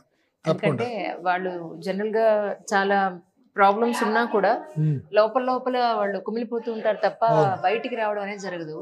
మీ ద్వారా కొంత ఇన్ఫర్మేషన్ నేను వాళ్ళకి ఇవ్వగలిగితే, ఓకే నాకంటూ ఇక్కడ ప్రైవసీ ఉంది, ఇక్కడ నేను వెళ్ళొచ్చు అనేది వాళ్ళకి ఒక ఐడియా ఉంటుంది కదా. తప్పకుండా నేను ఇప్పుడు అన్నాను చూస్తారంటే, ఇది మెన్స్ హెల్త్ అనమాట. Basically separate consultation room, separate counselling room, so that they can come out with their problems. వాళ్ళు ఏది దాపెట్టుకోకుండా చెప్పుకునే అవకాశం ఉంటుంది. సో అదొకటే కాకుండా దెన్ సంథింగ్ మోర్ అనమాట. ఏమిటి దీనికి ఈ మధ్యకాలం ఒకప్పుడు హార్డ్లీ ఎనీ ట్రీట్మెంట్స్ ఉండేటివి. కానీ ఈ మధ్య కాలంలో there is a variety of treatments which are being practised అనమాట. అంటే our ability to correct the problems, అంటే పెనిస్కున్న ప్రాబ్లమ్స్ని కరెక్ట్ చేయడంలో సర్జికల్ ఎక్స్పర్టైజ్ అనేది చాలా పెరిగిపోయింది. నెంబర్ 2, అంగస్తంభన లోపాలు కరెక్ట్ చేయడానికి మందులు, injections plus some shock wave therapies కూడా రావడం జరిగింది. సో ఆలోచన ఎక్కువ, పెద్ద సేమ్ టైం కొంచెం ఎక్విప్మెంట్ అనేది ఎక్కువ రావడం, ప్లస్ మన అండర్స్టాండింగ్ ఆఫ్ ద ప్రాబ్లమ్స్ అనేది ఎక్కువ అవడం, అదే కాకుండా పేషెంట్స్లో అవగాహన కూడా ఎక్కువ రావడం జరిగింది. సో వీటన్నిటి కారణంగా we started having more patients in this branch. So andrology lo especially for men health privacy ఉంటుంది వాళ్ళకి. And number 2, privacy, yes, and అవసరమే లేదు. And number 2, we have some infrastructure and some new equipment which is necessary for andrological use అన్నమాట. So and they have separate counseling for both couple counseling అంటాం దాన్ని. So ఆ counseling చేయాల్సిన అవసరం వస్తుంది. So we have something like shock wave for andrological procedure. This is a shock wave machine, which was used for penile problems అనమాట, penis లో ఉన్న problems అనేటివి కొంచెం ట్రీట్ చేయడానికి డార్నియర్ మెడ్టెక్ అనేది ఒక ఇదనమాట, new shock wave machine okay to give the shock waves on to the penile problems. ఇక్కడ కొన్ని మందికి ప్లాక్స్ అనేది ఉంటాయి, ఆ ప్లాక్స్ ని బ్రేక్ చేయడానికి షాక్ వేవ్ మెషిన్ పనికి వస్తుంది. రైట్. సో కొంతమందికి vasculature in the semen in the penis అనేది పెంచడానికి ఈ షాక్ వేవ్స్ పనికి వస్తాయి.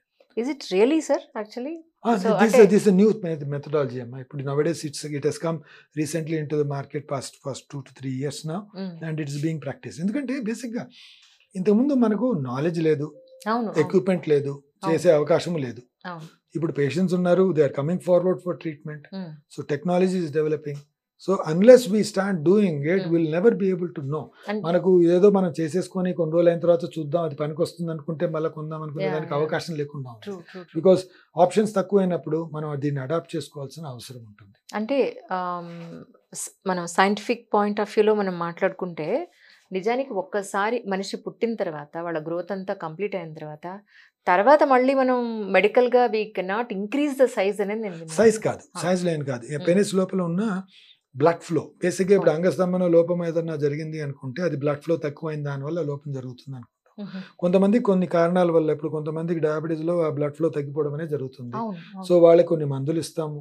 Shock wave therapy is one thing, is one way. The revascularisation అనేది జరుగుతుంది షాక్ వేవ్స్ తో. సో ఇట్స్ మల్టీ ఫ్యాక్టోరియల్, ఒకటి కాదు ట్రీట్మెంట్, మల్టీ ఫ్యాక్టోరియల్ గా యూజ్ చేయడం జరుగుతుంది. సో ఇంతకు ముందు ఏం ఉండేది కాదు, but we have something to offer now, something to offer now. అలా జరుగుతుంది. ఇక్కడ మొత్తం అంతా పేషెంట్స్ కి రూమ్స్ సార్ ఇక్కడ పాత బిల్డింగ్ లో మాకు, దో ఇట్ ఈస్ కనెక్టెడ్, ఇప్పుడు దాంతోనే కనెక్ట్ అయిపోయాం. కానీ what we were lacking was one is space, another is luxury. అంటే 15 ఏళ్ల ముందు మేము స్టార్ట్ చేసినప్పుడు ఎక్స్పెక్టేషన్స్ పేషెంట్స్వి ఇప్పుడున్న ఎక్స్పెక్టేషన్స్ చాలా డిఫరెంట్ గా ఉన్నాయి. Is it sir? అబ్సల్యూట్లీ. ఇప్పుడు నేను 25 ఏళ్ల ముందు నేను ప్రాక్టీస్ చేసినప్పుడు ఎక్స్పెక్టేషన్ ఏంటి, డాక్టర్ గారు నాకు ఈ జబ్బుతో వచ్చాను, ఈ జబ్బు నుంచి నన్ను విముక్తి చేయండి, అంతే. That is a basic concern. నేను అది చేసేసాను అనుకోండి, ఆ జబ్బును క్యూర్ చేశాను అనుకోండి, that is outcome which is destined. అంటే ఇది చేశారు, చాలా మంచి పని చేశారు, నాకు చాలా సంతోషం. కానీ ఇప్పుడు పేషెంట్స్ అలా కాదు. ఇప్పుడు పేషెంట్స్ అంటే ఏమవుతోంది, there are too many doctors, there are too many hospitals. So వాళ్ళందరూ అంటారు, అందరూ చేస్తున్నారు ట్రీట్మెంట్, మీరు ఎక్స్ట్రాగా ఏం చేస్తున్నారు అన్న ఆలోచన వస్తుంది. ఇప్పుడు నేను ఇందాక ఎగ్జాంపుల్ అంటున్నాను చూసారా, మనం ఇంతకు ముందు 40 ఏళ్ల ముందు సినిమాకి పోయామంటే ముందర పెంచు, దాని తర్వాత ఇట్లా 3 రోజులు అంతే తప్ప అంతకన్నా ఇంకేం ఉండేది కాదు. ఇప్పుడు ఏంటి, మనం ఐమాక్స్ వెళ్ళామంటే రిక్లైనింగ్ చైర్స్ ఉన్నాయా, దీంట్లో ఏసీ సరిగా పనిచేస్తా ఉందా లేదా, ఇవి చూస్తున్నాం. ఇందాక అడిగినప్పుడు ఈ కాఫీ సీడ్స్ కాఫీ ఇట్లా మనం we have a choice now, అంటే we have a choice. So yes, మనం మంచి ట్రీట్మెంటే చేయాలి, అది కాదు, అది కూడా ఇంపార్టెంటే. అది కాకుండా మనం ఒక కంఫర్ట్ అనేది మనం క్రియేట్ చేయడంలో కూడా సక్సెస్ఫుల్ గా ఉండాలి. మనం ఆ కంఫర్ట్ క్రియేట్ చేయకపోవడం కూడా తప్పవుతుంది. Correct. So suppose that may be at charge, మనం దానికి ఛార్జ్ అయితేనే కంఫర్ట్ క్రియేట్ చేయగలుగుతాము, ఛార్జ్ లేకపోతే కంఫర్ట్ క్రియేట్ చేయలేం. సో ఆ క్రమంలో we had to create some better suites and better rooms also to it. For example, ఇప్పుడు ఈ రూమ్ ఉందనుకోండి, it's nearing around 800 square feet room ఇది, నియరింగ్ 800 square feet రూమ్ ఇది. సో చాలా ప్లెజెంట్ గా ఉంది sir. They expect a little more comfort and they want a table, they want a wifi, they want a TV, there is a space for them. ఇవన్నీ expectations ఎక్కువగా ఉంటాయి అన్నమాట. So ఇది necessity నా, ఇది మనము లగ్జరీ అని చెప్పడానికి లేదు. ఎందుకంటే ఇది కావాలనుకున్న వాడు తీసుకుంటారు, వద్దనుకున్న వారు తీసుకోరు. దానంత మాత్రాన నాకు జనరల్ వార్డ్ లో ఉన్న పేషెంట్ ఒకటే, ఈ పేషెంట్ ఒకటే. ఎందుకంటే for me it doesn't make any difference. Basically for us as a humans we don't really concern about it అన్నమాట. కరెక్ట్.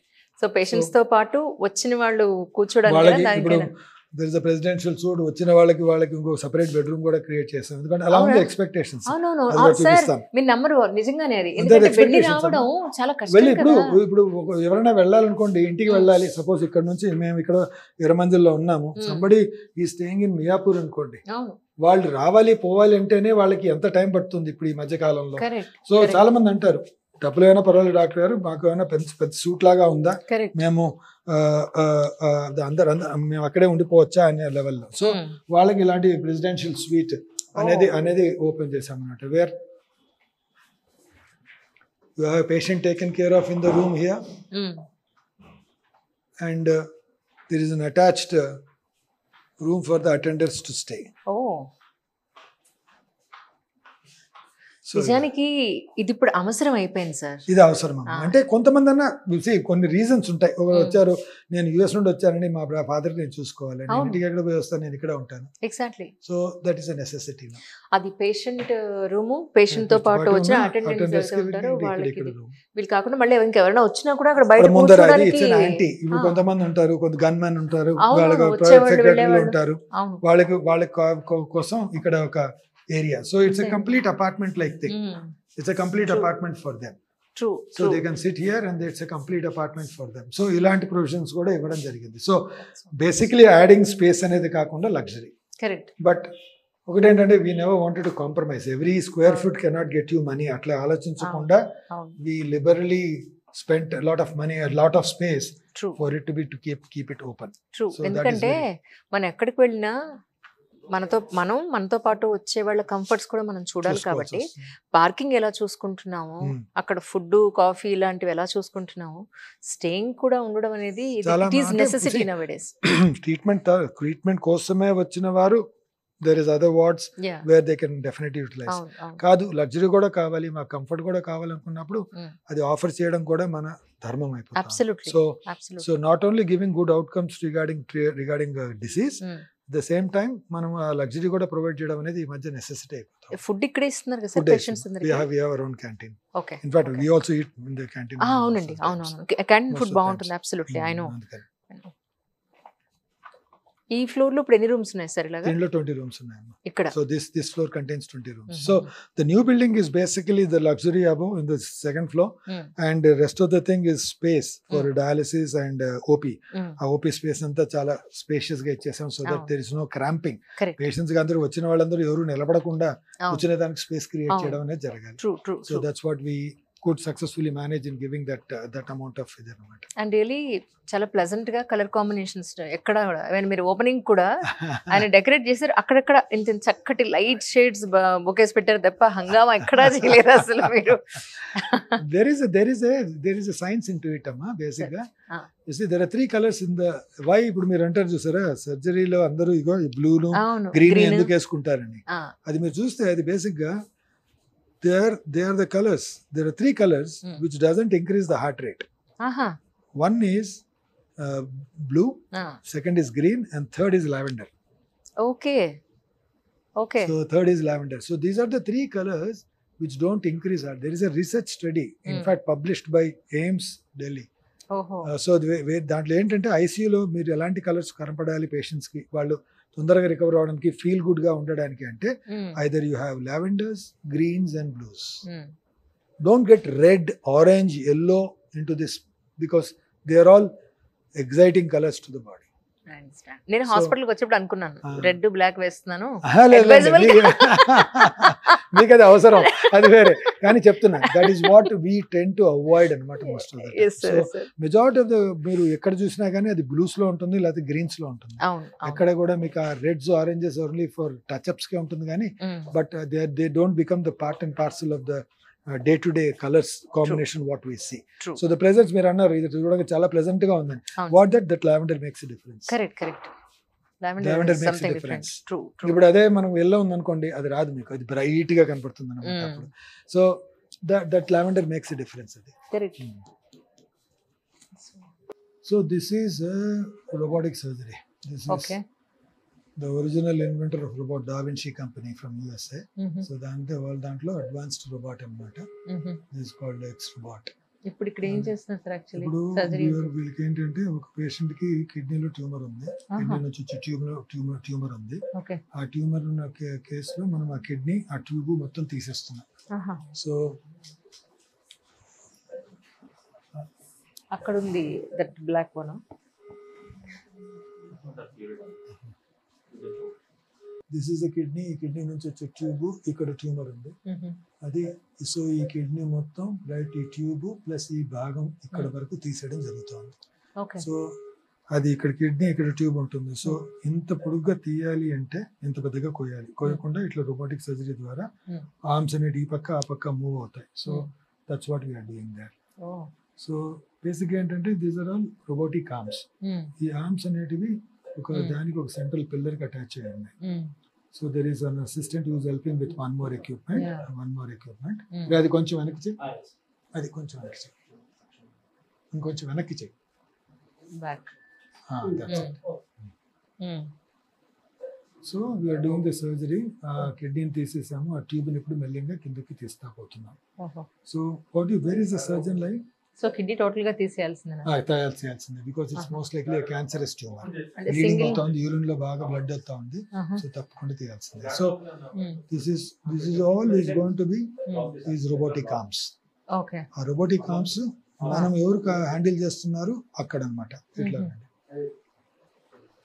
కంట్రోల్ దగ్గర సర్జన్ కూర్చొని అవి పట్టుకొని ఏదైతే మూవ్ చేస్తాడో ఆ ఆర్మ్స్ మూవ్ అవుతా ఉంటాయి.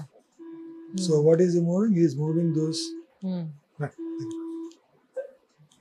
Those controls. సో ఈ రెండు మన గ్రిప్ లాగా అనమాట, మన గ్రిప్స్ లాగా. So these movements are transmitted onto two arms. Exactly. అక్కడ మూవ్ అవుతుంది. అక్కడ అవి సిజర్ మనం ఇక్కడ పట్టుకొని ఇట్లా ఇట్లా అన్నామంటే ఆ రెండు ఇట్లా మూవ్ అవుతాయి. సో బేసిక్ గా this is the surgeon control and this is the actual machine. This is intuitive machine అన్నమాట. This intuitive is the best robot, surgical robot in the world now. This is the best surgical robot from USA. That's the best surgical robot. So our robotic arms are the move అవుతాయి అన్నమాట. So surgeon is going to control 3 things. To his arms and the vision. Telescopic vision ఏదైతే ఉందో ఆ telescope ని తను control చేస్తా ఉంటాడు. అక్కడ ఉన్న సిచువేషన్ కళ్ళకి ఇది 3D విజన్. దీని లోపల ఆయనకి చూస్తా ఉంటాడు. దాంట్లో ఇట్స్ 3D విజన్. మీకు అక్కడేమో 2D విజన్ కనపడతా ఉంది, దాంట్లో 3D విజన్. అంటే మనం కడుపులో పెట్టి మనం చూసినట్టే. So it's the same thing. Oh my God.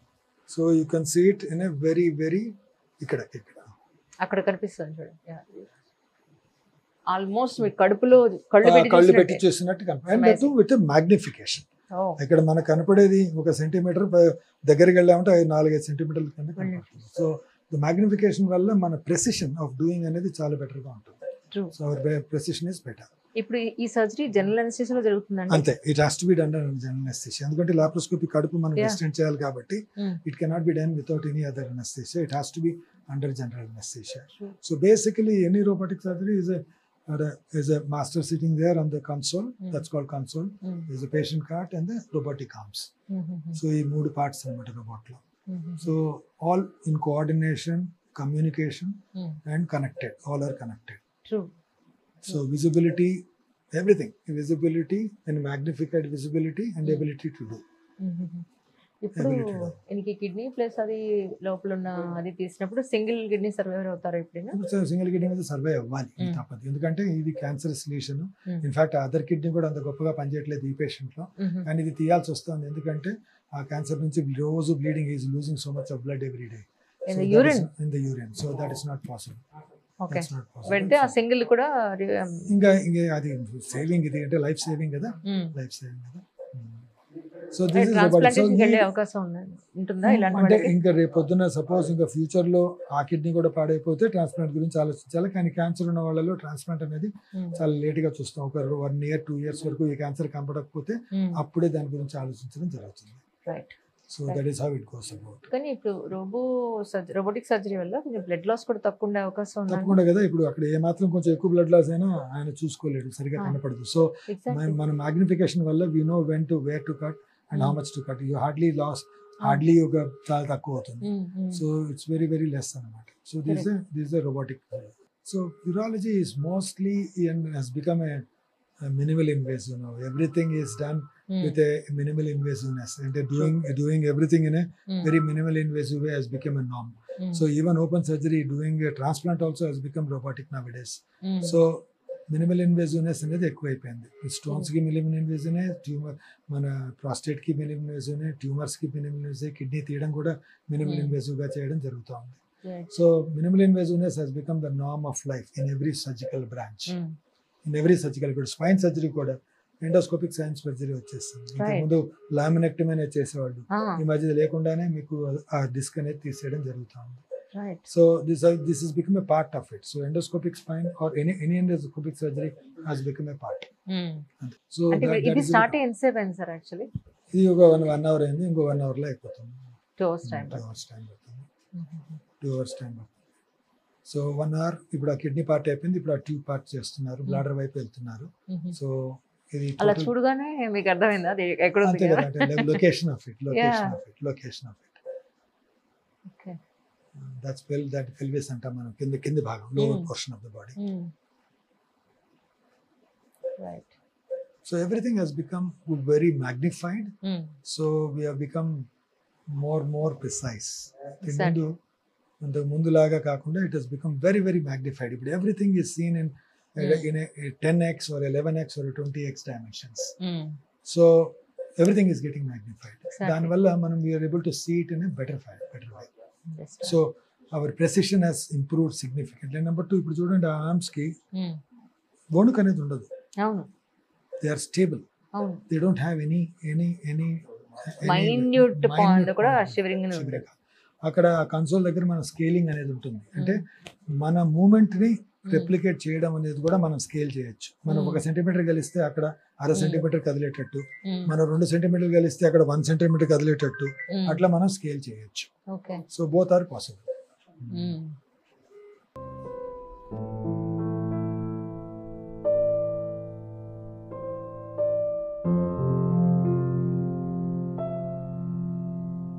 This is మనం TUR అంటాం, అంటే పైన ప్రాస్టేట్ అనేది పెరిగితే యూరిన్ సరిగా రాకపోతే యూరిన్ ఆగిపోయిన వాళ్ళలో చేసే సర్జరీ.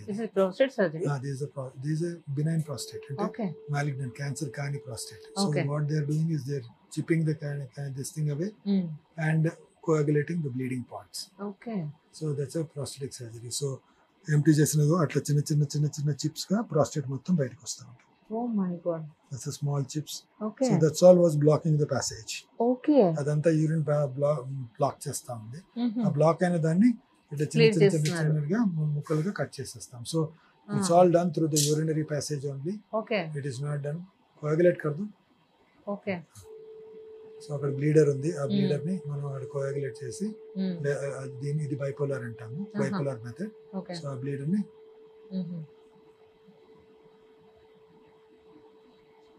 ఇది కూడా జనరల్ అనెస్థీషియాలో ఉందండి. అది స్పైనల్ అనెస్థీషియాలో చేయొచ్చు. ఇది స్పైనల్ అనెస్థీషియాలో చేయొచ్చు. So that's the way we cut the tissue. అది కట్ చేస్తాం literally laser. Oh god. That's it. Okay. So it not only cuts and it coagulates also. అదంతా ఆల్మోస్ట్ అడ్డం వచ్చి యూరిన్ రావట్లేదు. సో అడ్డం వచ్చి ఎన్నాళ్ళు నెగ్లెక్ట్ చేశారు సార్ వీడిలాగా? అనగా ఎప్పుడైనా కావచ్చు.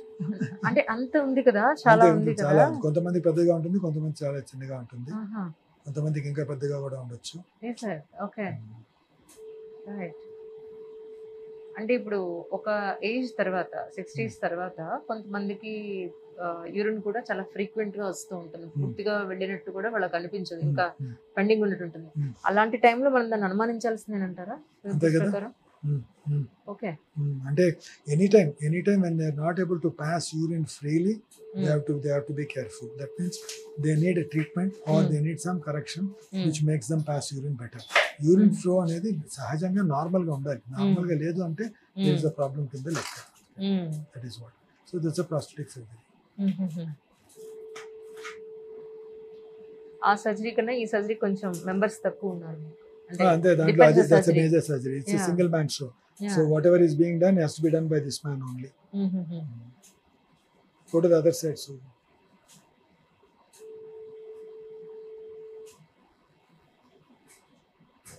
that's a prostate.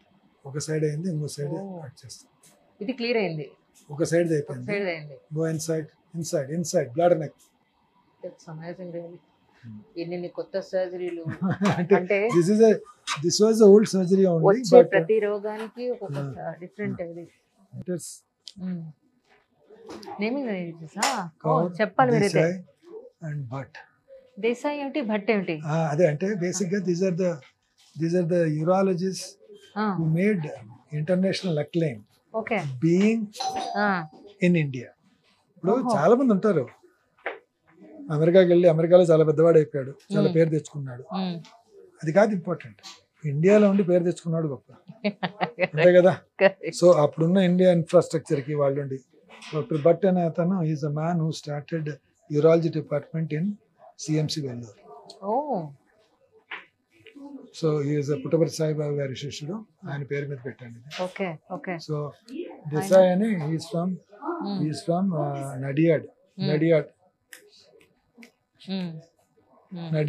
నడియాడ్ నుంచి వచ్చారు. వారి పేరు మీద he has made a international recognition. So వారి పేరు మీద థియేటర్ పెట్టాను, ఎందుకంటే Desai is known for his stone procedures. Stone తీయడంలో చాలా ఎక్స్పర్ట్. సో ఇది స్టోన్ థియేటర్ అన్నమాట మాకు.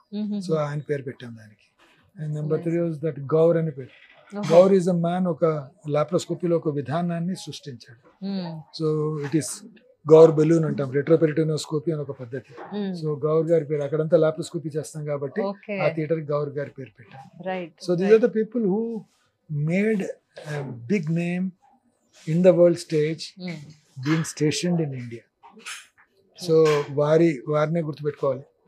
అమెరికా పోయి పెద్దవాళ్ళు అయిన వాళ్ళు చాలా మంది ఉన్నారు ఇండియన్స్ లో. So many people are there. ఇందాక మీరు మనం అనుకున్నాం చూసారా, సబ్ స్పెషలైజేషన్, బికమ్ ఎక్స్పర్ట్ అని చెప్పేసి. మీకు కింద ఒక బోర్డు చూపించాను, రీకన్స్ట్రక్టివ్ యూరాలజీ అని చెప్పేసి. సో బౌతేజ్ is in charge of reconstructive urology. So he has done more than 1,000 reconstructive procedures of the urethra anamata. So probably second largest number in India. So he takes care of all the reconstructive urology. So basically మీరు అన్నారు చూసారా penile curvatures వాటికి plus దీని వల్ల. So he looks into it. మీరు ఏమైనా question అడగాలంటే అంటే సార్ చెప్పారు, నాకు వినిపించింది, ప్రేక్షకులకు వినిపించిందో లేదో డౌట్. మీ పేరు ఒకసారి మాకు చెప్తారా? భవతేజ్, డాక్టర్ భవతేజ్ అని. డాక్టర్ భవతేజ్. సో అంటే రీసెంట్ గా మీరు ఆల్మోస్ట్ 1000 పైగా మీరు సర్జరీస్ చేస్తారన్నారు. ప్రజలకు తెలియడం కోసం ఇప్పటివరకు మీరు చేసిన సర్జరీస్, డిఫరెంట్ సర్జరీస్ ఉంటాయి కదా, అందులో మేజర్ అంటే మీరు ఏం చెప్తారు సార్? బేసిక్ గా యూరిన్ ట్యూబ్ ప్రాబ్లమ్స్ వచ్చాయి. మెయిన్ స్ట్రిక్చర్స్ అంటారు జెంట్స్ లో, స్ట్రిక్చర్ ప్రాబ్లమ్స్ అంటారు. యూజువల్ ఏమైతే యూరిన్ ట్యూబ్, పెనిస్ నుంచి వచ్చే యూరిన్ ట్యూబ్ డ్యామేజ్ అయి ఉంటుంది. So that is big challenge most of the time. దాన్ని గుర్తించడం ఎలా సార్? అది బేసిక్ గా ఇన్వెస్టిగేషన్ వల్ల, plus patient will have lot of problems. Pain while passing, urine pass చేస్తే ఇబ్బందిగా ఉంటుంది, ఎక్కువ సార్లు యూరిన్ పాస్ చేయాల్సి వస్తుంది, నైట్ టైం నిద్ర ఉండదు. So will passing small quantities, కొద్దిగా వెళ్తా ఉంటాడు, బర్నింగ్ సెన్సేషన్ ఎక్కువ ఉంటుంది. So these are some of the problems ఉంటాయి వాళ్ళకి. సో దాంతో ఏమవుతుందంటే వాళ్ళకి కిడ్నీస్ డ్యామేజ్ అవ్వడము, లేదంటే యూరిన్ ఆగిపోవడము, లేదంటే అప్పుడప్పుడు స్టోన్స్ వచ్చి స్టక్ అయిపోవడము, దాంతో వాళ్ళు అలర్ట్ అయిపోతారు. So then they will rush to the emergency. కొన్ని సందర్భంలో యూరిన్ ట్యూబ్ వేయాల్సి వస్తుంది, పోదు. సో పొట్టలో డైరెక్ట్ గా బైపాస్ చేయాల్సి వస్తుంది యూరిన్. దాంతో మనం ఫర్దర్ గా ఇవాల్యుయేషన్ చేయాల్సి వస్తుంది, ఎక్కడ బ్లాక్ ఉంది, యూరిన్ ట్యూబ్ అంతా బ్లాక్ ఉందా, ఒక స్మాల్ సెగ్మెంట్ లో బ్లాక్ ఉందా అనేది ఒక ఎక్స్రే తీస్తాం అన్నట్టు. ఆ ఎక్స్రేతోని వీల్ ఐడెంటిఫై. దాన్ని బట్టి షార్ట్ సెగ్మెంట్ అంటే ఎండోస్కోపీ ద్వారానే చేయగలుగుతాము.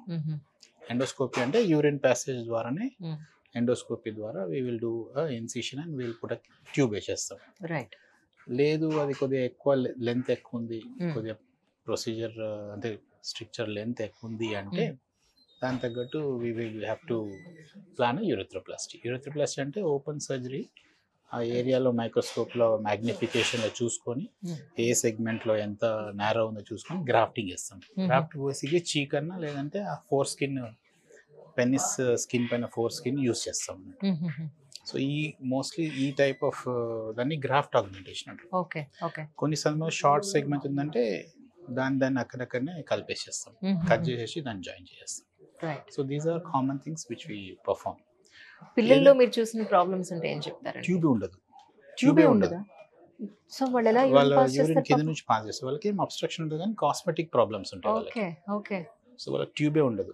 సో దానికి ఏంటంటే ప్రత్యేకంగా రిపేర్ చేయాల్సి వస్తుంది, ఫేజ్ వైజ్ రిపేర్ చేయాలి. ట్యూబ్ ఆ సరౌండింగ్ టిష్యూ నుంచే రిపేర్ చేయాల్సి వస్తుంది. కొంతమందికి ఆ ట్యూబ్ లేక పెనిస్ బెండ్ అయి ఉంటుంది. So they will look like a female generally. So చాలా మంది వాళ్ళు they will raise as a female. So మనం జెండర్ రీఅసైన్మెంట్ చేయాల్సి వస్తుంది. సో వాళ్ళని కొద్దిగా ఒక 2-3 years 4 years కాగానే కొంతమంది వాళ్ళు ఏమనుకుంటారు, ఫీమేల్ అనుకుంటారు, బట్ యాక్చువల్లీ టెస్టిస్ కనిపించగానే వాళ్ళు అనుకుంటారు ఇట్స్ మేల్ అని. సో అప్పుడు మళ్ళీ మా దగ్గరికి వస్తారు. దీని మీద మాకు ఒక స్పెషల్ ఎపిసోడ్ కావాలి సార్. ఓకే. ఎందుకంటే ప్రాబ్లమ్స్ దాన్ని మీరు ఎలా సాల్వ్ చేశారన్న దాంట్లో we need to do one special episode on it daily. So next week మీ అపాయింట్మెంట్ తీసుకుంటాను. No problem. Will have a great conversation. No problem. Thank you so much అండి. Thank you. Thank you. అలాగే ప్రేక్షకులందరికీ ఒక చిన్న information, అంటే మీకు కూడా కనుక ఏదైనా ఇన్ఫర్మేషన్ కావాలన్నా లేదా మీ ప్రాబ్లమ్స్ ఉన్నాయన్నా నెక్స్ట్ ఎపిసోడ్లో డాక్టర్ గారితో మాట్లాడడం మీకు క్లారిఫై చేస్తాను తప్పకుండా.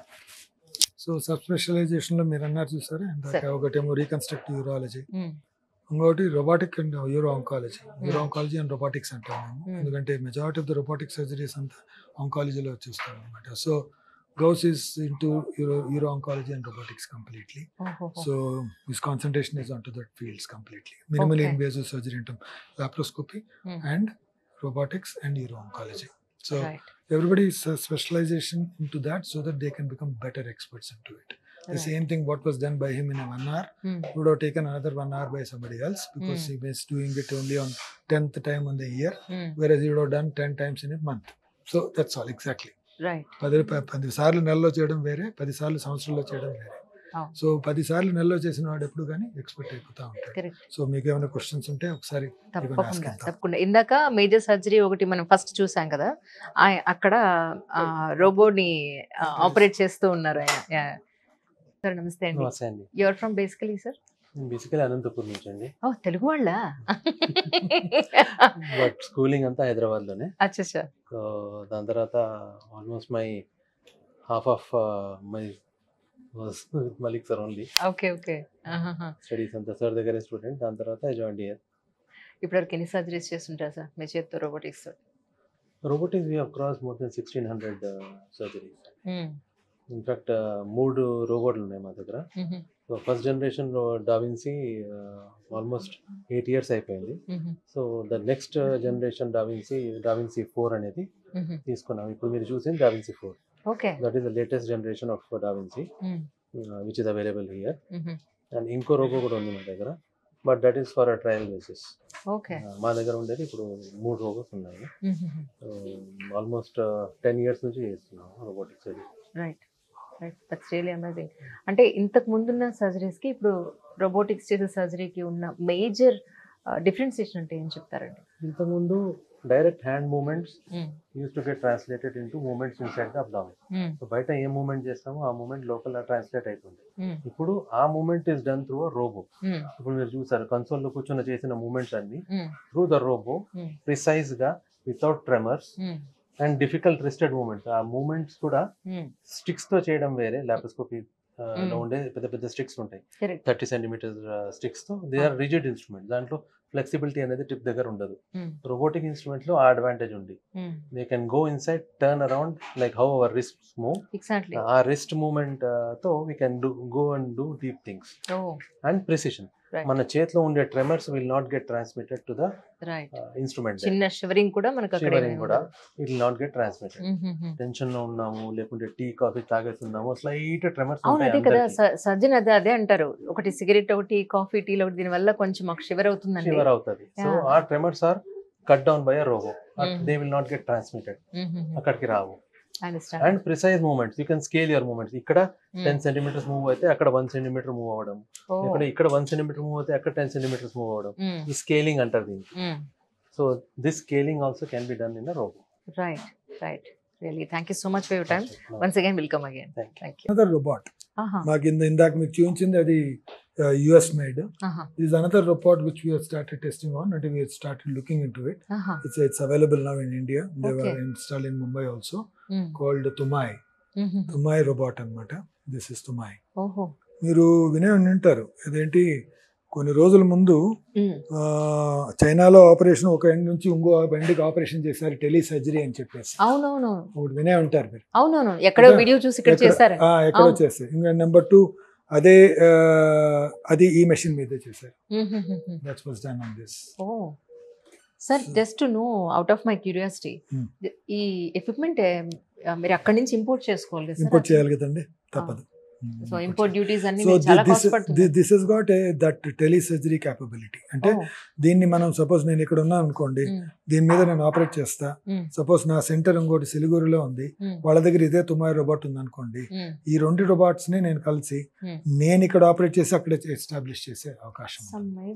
So that's called telesurgery. So చైనాలో ఒక కార్నర్ నుంచి ఒక కార్నర్ చేశారు, చైనా నుంచి ఆఫ్రికాకి చేశారు, ఇండియాలో కూడా 2-3 చోట్ల ఇక్కడ నుంచి అక్కడికి చేశారు. కానీ ప్రాబ్లం ఏమిటి అంటే we don't have a law still to permit it. మీరు నమ్ముతారో నమ్మరో, డాక్టర్ విద్యాసాగర్ గారని ఆర్థోపెడిక్ సర్జన్, అవును. నాకు స్పోర్ట్స్ లో ఈ షోల్డర్ డిస్లోకేట్ అయింది, కంటిన్యూస్ గా డిస్లోకేట్ అయిపోతూ ఉంటే ఆర్థోస్కోప్ ఆపరేషన్ చేశారు అప్పట్లో. అవును. ఆయన అంటూ ఉండేవారు, అంజలి కమింగ్ డేస్ లో నేను ఎక్కడో ఉంటాను, సర్జరీ ఇంకెక్కడో జరిగే రోజులు వస్తాయి. తప్పకుండా. మై గాడ్, మళ్ళీ ఇన్నాళ్ళకి మీరు నో నో అది ఇస్ పాసిబుల్. కానీ ఏమిటంటే మనకు we're still not clear about the law at. See the equipment is capable of. ఇప్పుడు ఏంటి, డ్రోన్స్ లో మనం ఫుడ్ పంపించవచ్చు, కానీ డ్రోన్ మనం యూజ్ చేయడం మంచిదేనా అంటే దానికి 100 కారణాలు 100 ప్రాబ్లమ్స్ ఉండే అవకాశం ఉంటుంది. సపోజ్ డ్రోన్ తీసుకెళ్తా ఫుడ్ పడిపోయింది అనుకోండి, ఎవడి మీద పడితే ఎవడు దానికి బాధ్యుడు? డ్రోన్ నడిపేవాడా, ఫుడ్ చేసిన వాడా, లేకపోతే ఎవరు బాధ్యుడు? ఆర్డర్ ఇచ్చిన వాడా? సో ఆ క్లారిటీ లేకుండా టెలిసర్జరీ ఇప్పటిలో రాదు. సో ఆ క్లారిటీ మనకు కావాలంటే what is who is going to be allowed to do it, in what are the circumstances, అవి ఫుల్ఫిల్ అయితేనే మనం చేయొచ్చు. ఏదన్నా ప్రాబ్లం వస్తే ఎవరి రెస్పాన్సిబిలిటీ? కంపెనీ రెస్పాన్సిబిలిటీ తీసుకుంటుందా? సపోజ్ అక్కడ ఏదో ఇన్స్ట్రుమెంట్ మాల్ ఫంక్షన్ అయింది, ఇక్కడ ఉన్న అక్కడికి ట్రాన్స్మిట్ సరిగా కాలేదు, ఏదో ఒక ప్రాబ్లం వచ్చింది, పేషెంట్కి ఏదో అయిపోయింది, సో ఎవరు రెస్పాన్సిబుల్?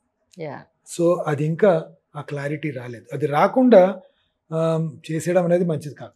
ఎందుకంటే అన్ని బాగా జరిగినంత వరకు బాగానే ఉంటాయి, ఏమాత్రం కొంచెం అబ్నార్మాలిటీ జరిగినా కానీ ప్రాబ్లమ్స్ వచ్చే అవకాశం ఉంటుంది. So we're still I think evolve వచ్చే టైమ్స్ లో కొన్ని రోజుల్లో there will be law and there will be guidelines which are given regarding telesurgery.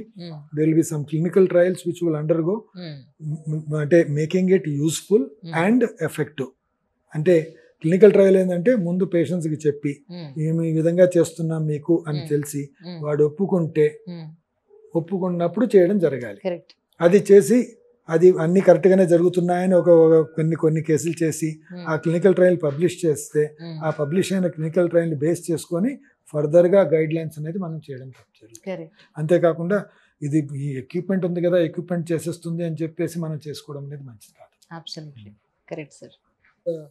మీకు ఇందాక చెప్పినట్టు సబ్ స్పెషాలిటీ క్రైటీరియాస్ లో another speciality which is very very common nowadays is female urological problems. అంటే females లో కలిగే యూరలాజికల్ ఇష్యూస్ లో అంటే specific అంటే ఇప్పుడు స్టోన్స్ అనేవి ఉన్నాయనుకోండి అందరికి వస్తాయి, అది మగవాళ్ళు రావచ్చు ఫిమేల్స్ రావచ్చు. కానీ యూరినరీ డెలివరీ పట్ట అంటే ఏదో కాంటినెన్స్ కానీ ఇన్కాంటినెన్స్ అనేది కానీ స్ట్రెస్ ఇన్కాంటినెన్స్ అనేది వాటికి separate female and functional urology అంటాం దాన్ని.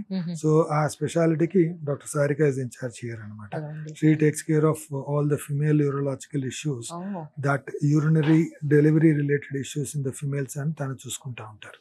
అంటే మనకి ఇండియాలో కొంతమందికి అంటే చాలా మంది ప్రపంచంలో all these problems are looked after by men also, but ఇండియాలో ఒక ఎమోషనల్ ఇది ఉంటుంది కదా, నేను మా ఫిమేల్ డాక్టర్ దగ్గరికి వెళ్ళి మాట్లాడతాను నేను ఒక ఎమోషన్ ఉంది కదా, దానివల్ల so majority of female urologist are forced to look into this female urologist, though sometimes they may not agree on it also. అంటే నేను ఇదేనా చేయాల్సింది ఇదే కూడా చేస్తాను అని అనుకునే బదులు ఒక్కోసారి వాళ్ళకి అది తప్పనిసరి అయిపోతుంది. బికాస్ మెజారిటీ ఆఫ్ ద చాలా మంది అడుగుతూ ఉంటారు మాకు ఫిమేల్ యూరాలజిస్ట్ చెప్పండి మేము అక్కడే వెళ్తాము అని చెప్పేసి, ఎందుకంటే they don't want to express themselves. మీరు ఏమైనా అడగాలనుకుంటే తప్పకుండా. బేసికల్లీ యువర్ ఫ్రమ్ అండి, ఎక్కడి నుంచి మీరు? అంటే హైదరాబాదేనా? Yeah, at present Hyderabad. No, I'm from Gujarat. Gujarat, acha, okay. But settled here for more than 15 years. So Telugu వచ్చిందా మీకు? చాలా మంచిగా. జనరల్ గా విమెన్ అంటే మీరు ఎన్నాళ్ళ నుంచి ప్రాక్టీస్ లో ఉన్నారు? యాక్చువల్గా 15 years. 15 years. మై గాడ్, చూడడానికి చాలా 1-2 years అయిందేమో అనుకుంటున్నాను మీరు ప్రాక్టీస్ చేసి 15 years నుంచి ఉంటున్నారు. సో ఎస్పెషలీ గత 2-3 years నుంచి విమెన్ ఎలాంటి యూరలాజికల్ ఇష్యూస్ తో మీ దగ్గరికి వస్తున్నారండి? మెయిన్ గా ఫీమేల్స్ కి ప్రాబ్లం ఉంటుంది urinary incontinence. They have many of the times urinary incontinence they can not hold, that is urge urinary incontinence. Or some times దగ్గితే తుమ్మితే నవ్వితే లీక్ అవుతుంది, that is called stress urinary incontinence. So these are the very much common causes in female. They want to talk with some female urologist. Some doctor ఎవరైతే female ఉంటే వాళ్ళకి male డాక్టర్తోనే మాట్లాడడానికి చాలా వరకు సిగ్గుపడుతుంది. ఓల్డ్ ఏజ్ వాళ్ళకి చాలా ఎక్కువ ప్రాబ్లం వస్తుంది. అలాగా Yes. షేర్ చేయడానికి, Correct. మాట్లాడడానికి. కరెక్ట్. సో ఆ టైంలో if they find a female doctor చాలా మంచిగా వాళ్ళకి హ్యాపీగా ఫీల్ ఉంటుంది. True. తర్వాత మన మెయిన్ ప్రాబ్లం వస్తుంది urine infection, recurrent urinary infection. అప్పుడే కూడా చాలా వరకు కలిసిన తర్వాత ఇన్ఫెక్షన్ రావాలి, అలాగా problems they can not share with male doctor. Correct. ఆ టైంలో కూడా వాళ్ళకి స్పెసిఫిక్గా అవసరం పడుతుంది డాక్టర్ ఉంటే, ఫీమేల్ ఉంటే మంచిగా ఉంటుంది. తర్వాత మెయిన్ ఉంటుంది some times they have fistula problem like VVF, vesicovaginal fistula. Some surgery అయిపోయిన తర్వాత బ్లాడర్ లో హోల్ పడేనే, లైక్ యూట్రస్ సర్జరీ అయిపోయింది, యూట్రస్ తీసే టైంలో బ్లాడర్ లో హోల్ పడింది, కంటిన్యూస్ లీక్ ఉంది అలాగా, ఆర్ యూరేటర్ లో హోల్ పడింది అలాగా ఉంటే వాళ్ళకి కూడా కంటిన్యూస్ యూరిన్ లీక్ ఉంటుంది. అది వాళ్ళకి అర్థం అవ్వద్దు ఎందుకు లీక్ అవుతుంది. ఆ టైంలో కూడా ఫీమేల్ డాక్టర్ కి వాళ్ళకి చాలా హ్యాపీగా ఫీల్ అవుతుంది మన దగ్గర వచ్చి. అంటే యూరిన్ దగ్గినా తుమ్మినా లీక్ అవుతుంది అని అంటే అది సర్జరీ వరకు వెళ్ళాల్సిన అవసరం ఉంటుందండి, లేకపోతే ఇలా ఉన్నప్పుడు వెంటనే డాక్టర్ దగ్గరికి వచ్చి మనం కొన్న మెడికేషన్ ఎక్సెస్ తో తగ్గే అవకాశం? సివియారిటీ ప్రకారం ఉంటుంది. మైల్డ్ మోడరేట్ సివియారిటీ ఉంటే మనం ఎక్సర్సైజ్ నేర్పించవచ్చు, వాళ్ళకి బయోఫీడ్బ్యాక్ ఎక్సర్సైజ్ ఇవ్వచ్చు, కొన్ని మెడిసిన్స్ కూడా ఉంటుంది. ఆ తర్వాత కూడా సర్జరీ అవసరం పడితే సర్జరీ కూడా చాలా ప్రకారం ఉంటుంది. మినిమల్ ఇన్వేజివ్ సర్జరీ చాలా ఉంటుంది. అండ్ స్పెసిఫిక్లీ నా హాస్పిటల్లో ఒక్కటే benefit, we have all the female staff in the theatre. Surgeon, anaesthetist, అందరూ ఫీమేలే ఉంటారు, staff, sisters, even circulating sisters ఉంటుంది, యాజ్ వెల్ యాజ్ ద ఐఎంఆర్స్ ఉంటుంది. So all the female environment they will not get every place lo. That's true. So aa time lo they feel very much confident. Yeah. Surgery time lo. True. And that is more important for a female patient, because many of the time they have so much negligence in their life and all. Alaga valaki kanipiste they feel very happy and chala confident kuda feel avutundi. True. Kan din meeda definitely ga oka special episode cheyalandi. Definitely ga I'll come again. Sure, definitely. Thank you ma'am. Thank you so much. Hospital అంతా తిరిగి సర్జరీలు చూసి ఇంత మాట్లాడినా నాకు ఒకటి బాగా attract చేసింది ఏంటి అని అంటే, ఒకటి రోబోటిక్ సర్జరీస్ గురించి మనం చూపించడం, దాని గురించి ఇన్ఫర్మేషన్ మీ అందరికీ అందివ్వడం. రెండోది, ఇప్పటివరకు అందరూ విమెన్ హెల్త్ అంటూ చాలా ఏళ్ళుగా నెగ్లెక్ట్ చేయబడ్డ ఏరియా కాబట్టి అందరూ మాట్లాడుతున్నాం. బట్ మెన్ హెల్త్ గురించి ఫర్ ద ఫస్ట్ టైం ఒక పెద్ద బోర్డు, దానికి ఒక సపరేట్ ఏమంటారు అరేంజ్మెంట్ అంతా చూసిన తర్వాత దాని మీద కొంచెం మాట్లాడాలనిపించింది. సార్, మెన్ హెల్త్ అని అంటే మీ ఉద్దేశ ప్రకారం జనరల్గా వాళ్ళకి వచ్చే ప్రాబ్లమ్స్ ఏముంటాయి? అంటే మీకు బేసిక్గా ఇప్పుడు యూరాలజీ అనేది చూసుకుంటే మనకు కామన్నెస్ ఎక్కడ ఫిమేల్స్కి మెన్స్లో is basically urology takes care of the urinary system and male genital system కదా. సో ఫిమేల్ జెనిటల్ సిస్టమ్ చూసుకునేదానికి, దాని గురించి ఉన్న జబ్బులను చూసుకునేదానికి గైనకాలజిస్ట్ ఉన్నారు, వారు చూసుకుంటున్నారు. సో ఈ మేల్ జెనిటల్ సిస్టమ్ రిలేటెడ్ ప్రాబ్లమ్స్లో చాలా మటుకు కొన్ని ప్రాబ్లమ్స్, ఎస్పెషల్లీ ఆండ్రలాజికల్ ప్రాబ్లమ్స్ అనేటివి కంప్లీట్గా దాన్ని చాలా చాలా తక్కువగా చూసేవాళ్ళు ఇన్ని రోజుల వరకు. ఒక ఈ 10-15 ఏళ్ళుగా 20 ఏళ్ళుగా క్వాలిటీ ఆఫ్ లైఫ్ మీద చాలా చాలా చాలా ఇంపార్టెన్స్ వచ్చేసింది. And demand of being normal, అంటే నేను ఎందుకు ఇలా ఉండాలి, నేను నార్మల్గా ఉండాలి కదా అని ఒక ఆలోచన అనే భావం అనేది చాలా ఎక్కువగా చూస్తాం. సో దిస్ మెన్స్ హెల్త్, ఈ జబ్బులకి ముందు అనేటి మనం ట్రీట్మెంట్ చేసేవాళ్ళం, కానీ అంత ఎక్కువ డిమాండ్ ఉండేది కాదు. కానీ ఈ మధ్య కాలంలో ఈ మెన్స్ హెల్త్ కవర్ చేస్తుంది అంటే anything related to genital tract of the males. So genital tract of the మేల్స్లో ఏదైతే భాగాలు ఉంటాయో దానికి తగ్గట్టుగా జబ్బులు ఏవైతే ఉంటాయో, most of the time penis, testis, cord structures and to certain extent seminal vesicles and prostate, ఇవి మేల్ జెనిటల్ ట్రాక్ట్కి సంబంధించినవి. సో దీనికి తగ్గట్టు అనటామికల్ ప్రాబ్లమ్స్ కానీ, ఫంక్షనల్ ప్రాబ్లమ్స్ కానీ, అంటే దాంట్లో స్ట్రక్చరల్ లోపాలు కానీ, లేకపోతే దాంట్లో ఉన్న ఫంక్షనల్ లోపాలు కానీ మనం ట్రీట్మెంట్ చేసేదాన్ని మెన్స్ హెల్త్ కింద మనం పని చేయడం జరుగుతుంది. ఫస్ట్ ఆఫ్ ఆల్, మీరు 40 ఏళ్ల ముందు అడిగితే half of the mens health అనేది was looked after by some quacks near the bus stand. Sex clinics అని చెప్పేసి పెట్టేసి they were all quacks which were treating them. చాలా చాలా ఉండేటివి.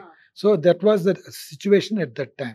దాని తర్వాత స్లోగా కొంచెం ఆండ్రాలజీ అనేది యూరాలజీ కింద ఒక సబ్ స్పెషాలిటీ రావడం జరిగింది. ఈ మధ్య కాలంలో andrology has become quite important part of life. It is not a luxury in life, it is a necessity in life. ఒకప్పుడు లగ్జరీ లేకపోతే పోయిందిలే అనుకునే వాళ్ళు అలా కాదు. It is become a necessity. Being normal with male genital tract అనేది ఒక necessity of life కింద చూడడం జరుగుతూ ఉంది. సో అలా దానివల్ల మనం దాని మీద కాన్సన్ట్రేట్ చేయడం, ఈ డిపార్ట్మెంట్ ఆఫ్ మెన్స్ హెల్త్ అనేది క్రియేట్ చేయడం అనేది జరిగింది. దీని మీద అంటే ఇలా కాకుండా దీని మీద స్పెషల్ ఎపిసోడ్ కావాలి సార్. అంటే దీని మీద ఉన్న అపోహలు చాలా ఉన్నాయి, అండ్ మోర్ ఓవర్ ఇన్ఫర్మేషన్ కూడా చాలా తక్కువ ఉంది.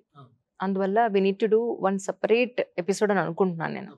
సింపుల్గా చెప్పాలి అని అంటే ప్రోస్టేట్ ఇష్యూస్ చాలా ఉన్నాయి యాక్చువల్లీ. సో ఎలాంటి సిమ్టమ్స్ కనిపిస్తే వెంటనే డాక్టర్ దగ్గర రావాల్సిన అవసరం ఉంది. చాలామంది మన వీడియోల కింద పెట్టారు, అంజలి గారు మీరు చాలా భయపెట్టేస్తున్నారండి అని. అంటే భయపెట్టడం కాదండి, it's all about information, knowledge మీకు తెలియడం గురించి. అలా అనుకునే వాళ్ళకి మీరు ఏం చెప్తారు? అంటే నేను నా తరఫు నుంచి కన్వే చేయడానికి రెండండి. Anything which is not normal is abnormal. అర్థమైందా?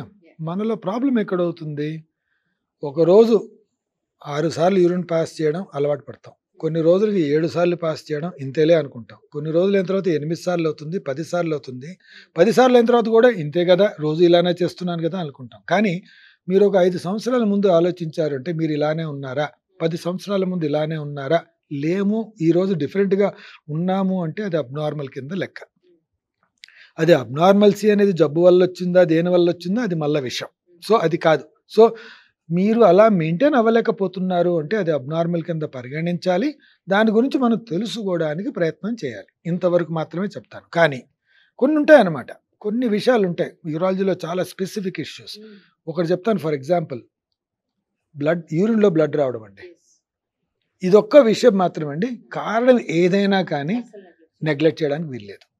చాలామంది నిన్న వేడి చేసింది నాకు, నిన్న అది తిన్నాను వేడి చేసింది నాకు ఎర్రగా వచ్చింది, 2 సార్లు నీళ్ళు తాగేసాను తగ్గిపోయింది, లేకపోతే డాక్టర్ ఏదో యాంటీబయాటిక్ ఇచ్చారు తీసుకోగానే తగ్గిపోయింది, అది మాత్రం అది అది అది వర్తించదండి. తప్పకుండా ఏ కారణం, ఎవరో చెప్తారు కదా, there is a statement in hematuria అంటే బ్లడ్ అనేది ఎందుకు వచ్చిందో తెలుసుకోవడం వరకు, నువ్వు తెలుసుకునేంత వరకు పరీక్షలు చేయిస్తూనే ఉండాలి. నువ్వు రేపు పొద్దున్న తెలుసుకోలేకపోయావు అనుకుంటే, నీకు కనపడలేదనుకోండి ఏదైనా పరీక్షల్లో, అంటే అది లేనట్టు కాదు, అది ఆ రోజు మనకు కనుక్కోలేకపోతున్నామని మాత్రమే అర్థం. సో రేపొద్దున కూడా అది కనపడచ్చు అని అనుకోవడం అవసరం. సో ఇది మాత్రం blood in urine patient has to be visiting the hospital, ఇంకా దాంట్లో డౌటే లేదు. ఇలాంటివి కొన్ని ఉంటాయన్నమాట. సపోజ్ సడన్ మీకు యూరిన్ ఈజ్ మంటగా వస్తూ ఉంది, తగ్గటం లేదు, ఏదో ఒక యాంటీబయాటిక్ ఇచ్చారు తగ్గలేదు, కంటిన్యూగా ఉంది, గోయింగ్ ఆన్ టేకింగ్ యాంటీబయాటిక్స్. ఈ డాక్టర్ దగ్గర పోయి ఒక యాంటీబయాటిక్ తీసుకోవడం, ఆ డాక్టర్ దగ్గర పోయి ఇంకో యాంటీబయాటిక్ తీసుకోవడం, ఇలా చేయకూడడం తగ్గదు. There may be one primary diagnosis, ఒక ప్రైమరీ డయాగ్నోసిస్ అనేది చేస్తారు ఒక డాక్టర్ గారు. అది చేసిన తర్వాత దానికి రెస్పాండ్ అయ్యింది అనుకుంటే, ఆ రెస్పాన్స్ని మనకు వచ్చింది అన్న పక్షంలో మనం దాన్ని నమ్ముతాం, ఉండొచ్చు ఈ ప్రైమరీ డయాగ్నోసిస్. కానీ అది మళ్ళీ రిపీట్ అవుతా ఉంది అంటే మాత్రం you have to check in to it. And number 3, urine సన్నగా రావడం. నాకు ముందు కూడా అలానే వస్తుందండి, ఇప్పుడు కూడా అలానే వస్తుందండి, నేను కొంచెం నీళ్ళు ఎక్కువ తాగితే బాగా వస్తుందండి. తప్పు ఉండాల్సిందే. నార్మల్సీకి మనం ఏమైనా అటెంప్ట్ చేస్తామండి, నీళ్ళు ఎక్కువ తాగి బాగా ఫ్లో తెచ్చుకునేదానికి మనం అటెంప్ట్ చేయం కదా, అంతే కదా. సో మనం చేస్తున్నాము అంటే ఏమైనా అర్థం, నీలో ఏదో మార్పు ఉన్నట్టే లెక్క. సో ఆ మార్పుని పెట్టాల్సిన అవసరం ఎప్పటికైనా ఉంది. ఆ మార్పుని కనిపెట్టాము అంటే ట్రీట్మెంట్ కరెక్ట్గా అయిపోతుంది. ఈ కనిపెట్టడం అనేది చాలా ఇంపార్టెంట్ పేషెంట్కి వచ్చేసరికి. తను డాక్టర్ దగ్గరికి వచ్చిన తర్వాత డాక్టర్ అనేది ఆ జబ్బును పనిగా కనిపెట్టడం అనేది వేరే విషయం అయితే, ఫస్ట్లో నీలో జరిగిన మార్పును నువ్వు కనిపెట్టడం అనేది చాలా చాలా ఇంపార్టెంట్. చాలామంది ఈ మధ్యకాలంలో వాళ్ళ మార్పును కనిపెట్టడం మానేసి రిపోర్ట్లు చేయించుకొని రిపోర్ట్లలో ఏం అబ్నార్మాలిటీ ఉందని చూసుకోవడం అలవాటు అయిపోయింది. So that's wrong way of detecting a disease. For example, అంటే సిగరెట్ తాగే వాళ్ళు ప్రోస్టేట్ చాలా ఫాస్ట్గా వచ్చే అవకాశం ఉంటుందండి? అలా లేదండి. బట్ సిగరెట్ తాగే వాళ్ళకి రిలవెన్స్ ఇన్ యూరాలజీలో అంటే 2 స్పెసిఫిక్ ఉన్నాయండి. One is bladder cancer, very high chance of bladder cancer. That is one thing, direct link with cigarette, there is no doubt about it. Number 2, మనం తక్కువగా చేసేదంటే, మనకి అందరికీ తెలుసు కదా, సిగరెట్ తాగితే గుండె జబ్బు రావచ్చు, గుండె నాళాలు మూసుకపోవచ్చు అని అందరూ అంటారు, నిజమే కదా. అలానే పెన్నిస్కి వచ్చే నాళాలు మూసుకొని పోయి అంగస్తన రూపం రావచ్చు. ఈ విషయం ఎవ్వరూ అనుకోరు దానికి. So smoking can directly influence the erectile functions on a long term. So రక్తనాళాలు గుండెకు మూసుకొని పోతాయో అలానే పెనిస్కి వచ్చే మూసుకుపోయే అవకాశం ఉంటుంది. So smoking is these two direct relations. మిగతా వాటికి అంత స్పెసిఫిక్ చెప్పడం కష్టం. But smoking is related to every cancer in the body. Smoking is related to every cancer. A cancer అయినా ఎత్తుకోండి, స్మోకింగ్ ఎక్కడో ఒక చోట ఒక కనెక్షన్ ఉండనే ఉంటుంది. కానీ అది డైరెక్ట్ లింక్ చెప్పడం కష్టం అవుతుంది. అవుట్ ఆఫ్ మై క్యూరియాసిటీ అంటే మా నాన్నగారికి ఇప్పుడు 68. ఆయన ఇంతకు ముందులాగా క్యాబ్లో రమ్మంటే రావట్లేదు. ఏమంటున్నారంటే అంటే ఒక ఏరియా నుంచి మా ఇంటికి రావడానికి 1 అవర్ జర్నీ. ఈ 1 అవర్లో నేను 3-4 సార్లు వెళ్ళాలంటే క్యాబ్ వాడు ఎక్కడ ఆపుతాడు? నాకు రోడ్డు మీద నాకు ఆపడు కదా, నేను 2 వీలర్ మీదే వస్తాను అంటారు.